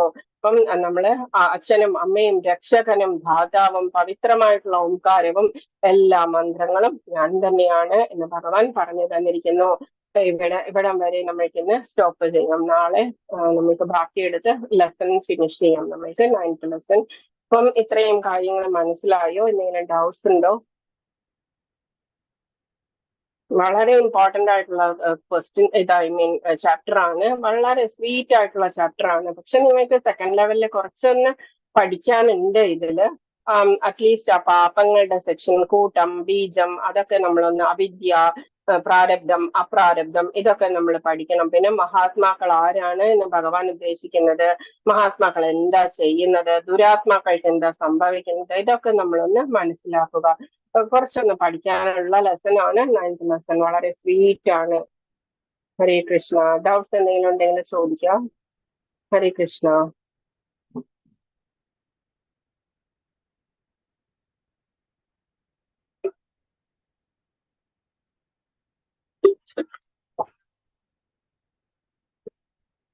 ഹരേ കൃഷ്ണ. ഓക്കെ, ഡൗട്ട്സ് ഒന്നും ഇല്ലെങ്കിൽ സ്റ്റോപ്പ് ചെയ്യാം നമുക്ക്. സിന്ധു മാതാജി അവരൊക്കെ ഇന്ന് വരില്ല എന്ന് വിളിച്ചു പറഞ്ഞിട്ടുണ്ടായിരുന്നു. പങ്കജാക്ഷി മാതാജിയൊക്കെ നമ്മളുടെ ക്ലാസ്സിൽ പഠിക്കുന്നത് അല്ല, ശരിക്കും വേറെ ലെവലിലാണ് പഠിക്കുന്നത്. എന്നാലും വന്നിരിക്കുന്നത് ഹസ്ബൻഡിന്റെ കൂടെ. പങ്കജാക്ഷി മാതാജിയൊക്കെ എത്രയോ പ്രാവശ്യമായി വന്നിരുന്ന് കഴിക്കണോ ഈ ക്ലാസ്സുകളൊക്കെ. ഹരേ കൃഷ്ണ. ഓക്കെ, നമുക്കപ്പോ വൈൻഡപ്പ് ചെയ്യാം. ഹരേ കൃഷ്ണ കൃഷ്ണ കൃഷ്ണ ഹരേ ഹരേ, ഹരേ രാമ രാമ രാമ ഹരേ ഹരേ, ഹരേ കൃഷ്ണ കൃഷ്ണ കൃഷ്ണ ഹരേ ഹരേ, ഹരേ രാമ രാമ രാമ ഹരേ ഹരേ, ഹരേ കൃഷ്ണ കൃഷ്ണ കൃഷ്ണ ഹരേ ഹരേ, ഹരേ രാമ രാമ രാമ ഹരേ ഹരേ, ഹരേ കൃഷ്ണ കൃഷ്ണ കൃഷ്ണ ഹരേ ഹരേ, ഹരേ രാമ രാമ രാമ ഹരേ ഹരേ. ഹരേ കൃഷ്ണ everybody. ഹരേ കൃഷ്ണ. ഹരേ കൃഷ്ണ. ഹരേ കൃഷ്ണ. ഹരേ കൃഷ്ണ. ഹരേ കൃഷ്ണ. ഹരേ കൃഷ്ണ. വരിക നാളെയും. ഹരേ കൃഷ്ണ. നാളെ സൺഡേ ആണ്, വരാതിരിക്കരുത്. പക്ഷെ നമുക്ക് 9th ലെസൺ നാളെ ഫിനിഷ് ചെയ്യാം. ഓക്കെ, ഹരേ കൃഷ്ണ. ഹരേ കൃഷ്ണ. ഡൗട്ട്സ് ഉണ്ടെങ്കിൽ യൂട്യൂബ് എടുത്ത് നോക്കുക. ഓക്കെ, ഇങ്ങനെ യൂട്യൂബ് ലൈവ് പോയിട്ടുണ്ട്, അതെടുത്തൊന്ന് നോക്കുക. ഹരേ കൃഷ്ണ. ഒരു ഡൗട്ട് ഉണ്ട് മാതാജി, ഒരു ഡൗട്ട്. ചോദിച്ചോ. അതെ, നമ്മൾ ഈ ഭഗവത്ഗീത പഠിക്കുന്നതിനെക്കാട്ടും മുമ്പേ വേദങ്ങളെ കുറിച്ച് നല്ലോണം അറിഞ്ഞിരിക്കണം. വേദങ്ങളാണ് അതിൽ ഇമ്പോർട്ടന്റ് എന്ന് പറയണം. അത് ശരിയാണോ? അത് 15th ലെസണില് ഭഗവാൻ തന്നെ പറഞ്ഞു തരുന്നുണ്ട് വേദങ്ങൾ എന്താണ്. ശരിക്കും പറഞ്ഞാൽ നമ്മൾ 4 വേദങ്ങൾ നമ്മൾക്കുണ്ട്. വേദാന്ത സൂത്രങ്ങളുണ്ട്, ഇതിന്റെ ഭാഷ്യങ്ങളുണ്ട്. അതിലെല്ലാം പറഞ്ഞിരിക്കുന്നത് എന്താ, നമ്മള് മനുഷ്യർ എന്തൊക്കെയാ ചെയ്യേണ്ടത് എന്നുള്ള കർമ്മത്തെ കുറിച്ചാണ് വേദങ്ങളിൽ എഴുതിയിരിക്കുന്നത്. നമ്മളിപ്പോ ചെയ്തുകൊണ്ടിരിക്കുന്ന കർമ്മങ്ങളെ കുറിച്ച് വേദവിധി പ്രകാരം അവർ എഴുതിയിട്ടുണ്ട്. നമ്മുടെ ലോ ആൻഡ് ഓർഡർ ആണ് വേദങ്ങൾ എന്ന് പറയുന്നത്. അപ്പൊ അതൊരു മനുഷ്യായുസ് കൊണ്ട് നമ്മൾ വായിച്ചു തീർക്കാവുന്നതിനേക്കാളും അപ്പുറത്തേക്കാണ് അതിന്റെ കൺസെന്റ് എന്ന് പറയുന്നത്. അപ്പൊ നമ്മളോട് എന്താ ആചാര്യന്മാര് പറഞ്ഞിരിക്കുന്നത് എന്ന് വെച്ചാല്, സർവസ്യ ചാഹം പ്രതി സന്നിവിഷ്ടോ മത്തസ്മൃതിജ്ഞാനം അപോഹനം ച വേദേശ്ച സർവേർ അഹമേവ വേദ്യോ വേദാന്ത കൃദ്വേദ വിദേവ ചാഹം എന്ന് പറഞ്ഞു തന്നിരിക്കുന്നു ഭഗവാൻ 15th ലെസണില്. നമ്മള് വേദങ്ങളെ കുറിച്ച് അറിയേണ്ടത് എന്താണ്, നമ്മളുടെ ഭഗവാനെ കുറിച്ച് അറിയുക. അപ്പൊ നമ്മള് ഭഗവത്ഗീത പഠിക്കുന്നത് കൊണ്ട് വേദോപനിഷത്ത് എന്ന പറയുന്ന ഗീതോപനിഷത്ത് എന്നാ പറഞ്ഞിരിക്കുന്നത് നമ്മളുടെ ഗീതയെ. അപ്പം സർവ വേദാന്ത ശാസ്ത്ര സാരം സംഗ്രഹം എന്നൊക്കെയാണ് നമ്മളെ ഗീതയെ പറയുന്നത്. അപ്പം എല്ലാ കാര്യങ്ങളും വളരെ സിമ്പിൾ ആയിട്ടുള്ള ഫോർമുലയായിട്ട് നമ്മള് ഭഗവത്ഗീതയിൽ പറഞ്ഞു തന്നിട്ടുണ്ട്. അപ്പം നമ്മൾ ആയുസ് അത്രയും നമ്മൾക്ക് ഇല്ലാത്തത് കൊണ്ട് ഗീത മനസ്സിലാക്കിയാൽ തന്നെ നമ്മൾക്ക് വേദങ്ങളെല്ലാം അറിഞ്ഞതിന്റെ ഫലം കിട്ടും എന്ന് നമ്മളോട് ഭഗവാൻ പറഞ്ഞിരിക്കുന്നു. വേദാന്തകൃത് വേദ വിദേവചഹം, വേദങ്ങളെ അറിയുന്നതുമെല്ലാം ഞാൻ തന്നെ എന്ന് പറഞ്ഞിരിക്കുന്നു. എന്താ നമുക്ക് ശരിക്കും അറിയേണ്ടത്? ലോ ആൻഡ് ഓർഡർ ആണ്. ഭഗവാൻ നമ്മൾക്ക് അസലായിട്ട് ഭഗവത്ഗീതയിലൂടെ പറഞ്ഞു തരുന്നുണ്ട്. അതേസമയം നമ്മൾ വേദങ്ങൾ പഠിച്ചിട്ടാണ് അതൊക്കെ ചെയ്യുന്നത് എന്നുണ്ടെങ്കിൽ ഷുവറായിട്ടും നമ്മൾ ബന്ധിക്കപ്പെടും ഈ ലോകത്തിൽ. എന്താന്ന് വെച്ചാൽ ആ തരത്തിലാണ് വേദം എഴുതി വെച്ചിരിക്കുന്നത്. അപ്പം ഭഗവത്ഗീത പഠിച്ചാൽ മതി എന്നാണ് ആചാര്യന്മാര് പറഞ്ഞു തന്നിരിക്കുന്നത്. ഓൾറെഡി ഭഗവാനും പറയുന്നത് അത് തന്നെയാണ്. അല്ല മാതാജി, ഞാൻ പറയാനുള്ള കാരണം എനിക്ക് സുഹൃത്തുക്കൾ പറഞ്ഞു ഞാൻ ഭഗവത്ഗീത പഠിക്കുന്നുണ്ട് പറഞ്ഞു. ഭഗവത്ഗീത പഠിക്കുന്നതിനെക്കാട്ടിന് മുമ്പേ വേദങ്ങളെ കുറിച്ച് മനസ്സിലാക്കണം എന്ന് പറഞ്ഞു. അത് ശരിയാണോ? അപ്പം അവരോട് പറഞ്ഞു കൊടുക്കുക, നമ്മള് 15th ലെസണിലെ 15th ശ്ലോകം എടുത്തിട്ട് അതിന്റെ പർപ്പറ്റ് വായിച്ചു നോക്കിയാല് നമ്മൾക്ക് അതിന്റെ കറക്റ്റ് ആൻസർ നമ്മൾക്ക് പറയുന്ന ആൾക്ക് പറഞ്ഞു കൊടുക്കാനായിട്ട് സാധിക്കും. വേദങ്ങളെ കുറിച്ചുള്ള അറിവ് ഞാൻ തന്നെയാണ് എന്ന് ഭഗവാൻ പറയുന്നു. അപ്പൊ ഭഗവാനെ കുറിച്ച് അറിയലാണ് നമ്മൾ ഗീത പഠിക്കുന്നത്. അപ്പൊ ഭഗവാനെ കുറിച്ച് അറിയുന്ന ആ ശാസ്ത്രം പഠിച്ചു കഴിഞ്ഞാൽ പിന്നെ നമ്മൾക്ക് എന്തിനാ വേദം എന്ന് പറയുന്നത്? അപ്പൊ നമ്മൾക്ക് അത്രയ്ക്കുള്ള ആയുസോ ബുദ്ധിയോ മാതാജി പറയുന്നത് വേദം ഇതും തമ്മിൽ ഡിഫറൻസ് ഇല്ല എന്നാണോ? വ്യത്യാസമില്ല എന്നാണോ മാതാജി? വേദങ്ങളെയും വേദങ്ങളെ കുറിച്ച് അറിയുന്നതും എന്താണ്? ഞാൻ തന്നെയാണ്, ഭഗവാൻ തന്നെയാണെന്ന് ഭഗവാൻ നമ്മൾക്ക് പറഞ്ഞു തന്നിട്ടുണ്ട്. വേദങ്ങളെ കുറിച്ച് അറിയുന്നതിന്റെ ഉദ്ദേശം എന്താണ്? ഭഗവാനെ കുറിച്ച് അറിയുക എന്നുള്ളതാണ്. അപ്പൊ നമ്മൾ ഓൾറെഡി ഭഗവത്ഗീതയിലൂടെ വേദമാണ് ഭഗവത്ഗീത എന്നല്ല ഞാൻ പറയുന്നത്. വേദങ്ങൾ 4 നമ്മൾക്കുണ്ട്. അതിൽ നമ്മുടെ കർമ്മ കാണ്ഡത്തെ കുറിച്ചാണ് പറഞ്ഞിരിക്കുന്നത്. പക്ഷെ ഭഗവാൻ പറയുന്നു വേദങ്ങളെ കുറിച്ച് അറിയുന്നത് ലാസ്റ്റ് എൻഡ് എന്താണ്, അതിന്റെ ഉദ്ദേശം, ഗോൾ എന്താണ്, ഭഗവാനെ കുറിച്ച് അറിയുക. അത് നമ്മൾക്ക് ഭഗവത്ഗീതയിലൂടെ ഈസി ആയിട്ട് സാധിക്കും എന്ന് ഭഗവാൻ പറഞ്ഞിരിക്കുന്നത്. മനസ്സിലായി. ഈവൻ ബൈബിളിലും കൂടിയും വേദങ്ങളെ കുറിച്ച് പറയുന്നുണ്ട് എന്ന് പറയുന്നു. അത് ശരിയാണ്? ബൈബിളിനെ കുറിച്ച് എനിക്ക് പറയാൻ എനിക്ക് അത്രയ്ക്ക് അറിഞ്ഞൂടാ. നമ്മളോട് ഇങ്ങനെയാ പറഞ്ഞിരിക്കുന്നത്. എന്താണ് ആചാര്യന്മാര് നമ്മളോട് പറഞ്ഞിരിക്കുന്നത് എന്താണ്? വേദങ്ങൾ എത്രയും പഠിക്കാനുള്ള ആരോഗ്യമോ ആയുസോ നമുക്ക് ഇല്ലാത്തത് കൊണ്ട് ഭഗവാൻ നമ്മളെ സിംപ്ലിഫൈ ചെയ്ത് ഭഗവത്ഗീത 45 മിനിറ്റിലാണ് അർജുനൻ ഇത് പറഞ്ഞു കൊടുത്തിരിക്കുന്നത്. എന്താണെന്ന് വെച്ചാൽ കലിയുഗത്തിന്റെ സ്റ്റാർട്ടിംഗ് ആണ്. കലിയുഗത്തിലെ ആൾക്കാർക്ക് 30 വയസ്സ് 40 വയസ്സ് കൂടിയാൽ ഒരു 60-70 വയസ്സ് ആയുസ് ഉണ്ടാവും. അപ്പൊ നമ്മളെ കൊണ്ട് കഴിയുക ഇത് തന്നെ നമ്മളെ കൊണ്ട് സാധിക്കുന്നില്ല. 700 ശ്ലോകങ്ങളേ ഉള്ളൂ. അതൊന്ന് വൃത്തിയായിട്ട് മനസ്സിലാക്കാനുള്ള അത്ര ആയുസ് പോലും നമ്മൾക്കില്ല. പക്ഷെ നമ്മളത് യൂട്ടിലൈസ് ചെയ്യുന്നില്ല. അപ്പൊ അതുകൊണ്ടാണ് ഭഗവാൻ അങ്ങനെ പറഞ്ഞിരിക്കുന്നത്. ഗീത പഠിച്ചോളൂ, എല്ലാം പഠിച്ചതിന്റെ സാരമായി എന്ന് പറയുന്നത്. Okay Mataji, okay. പിന്നെ ഞാൻ ക്വസ്റ്റിന്റെ കാര്യം പറഞ്ഞിരുന്നു. അപ്പൊ അതില് എനിക്ക് കയറാൻ പറ്റാത്തതിന്റെ പ്രശ്നം ഞാൻ ഇന്ന് രേണുമാതാജിയായിട്ട് സംസാരിച്ചിട്ടുണ്ടായിരുന്നു. അപ്പൊ രേണുമാതാജി പറഞ്ഞു അതിനൊരു പാസ്വേഡും ഇതും സെറ്റ് ചെയ്യാണ്ടത്. അപ്പൊ അത് സൂര്യമാതാജിയാണ് അത് ചെയ്തു തരുന്നത്. അവരാണ്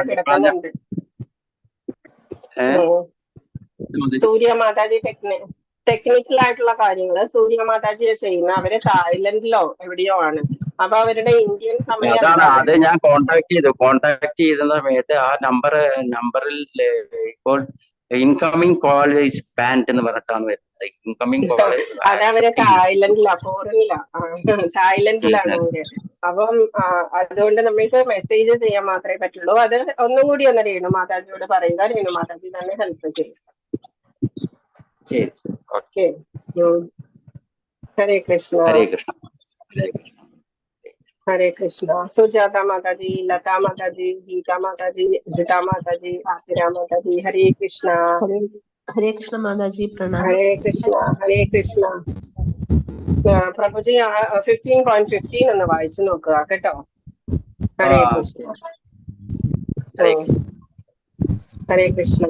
വൈൻഡപ്പ് ചെയ്യാനേ. ഹരേ കൃഷ്ണ. നാളെയും വരിക എല്ലാവരും പ്ലീസ്.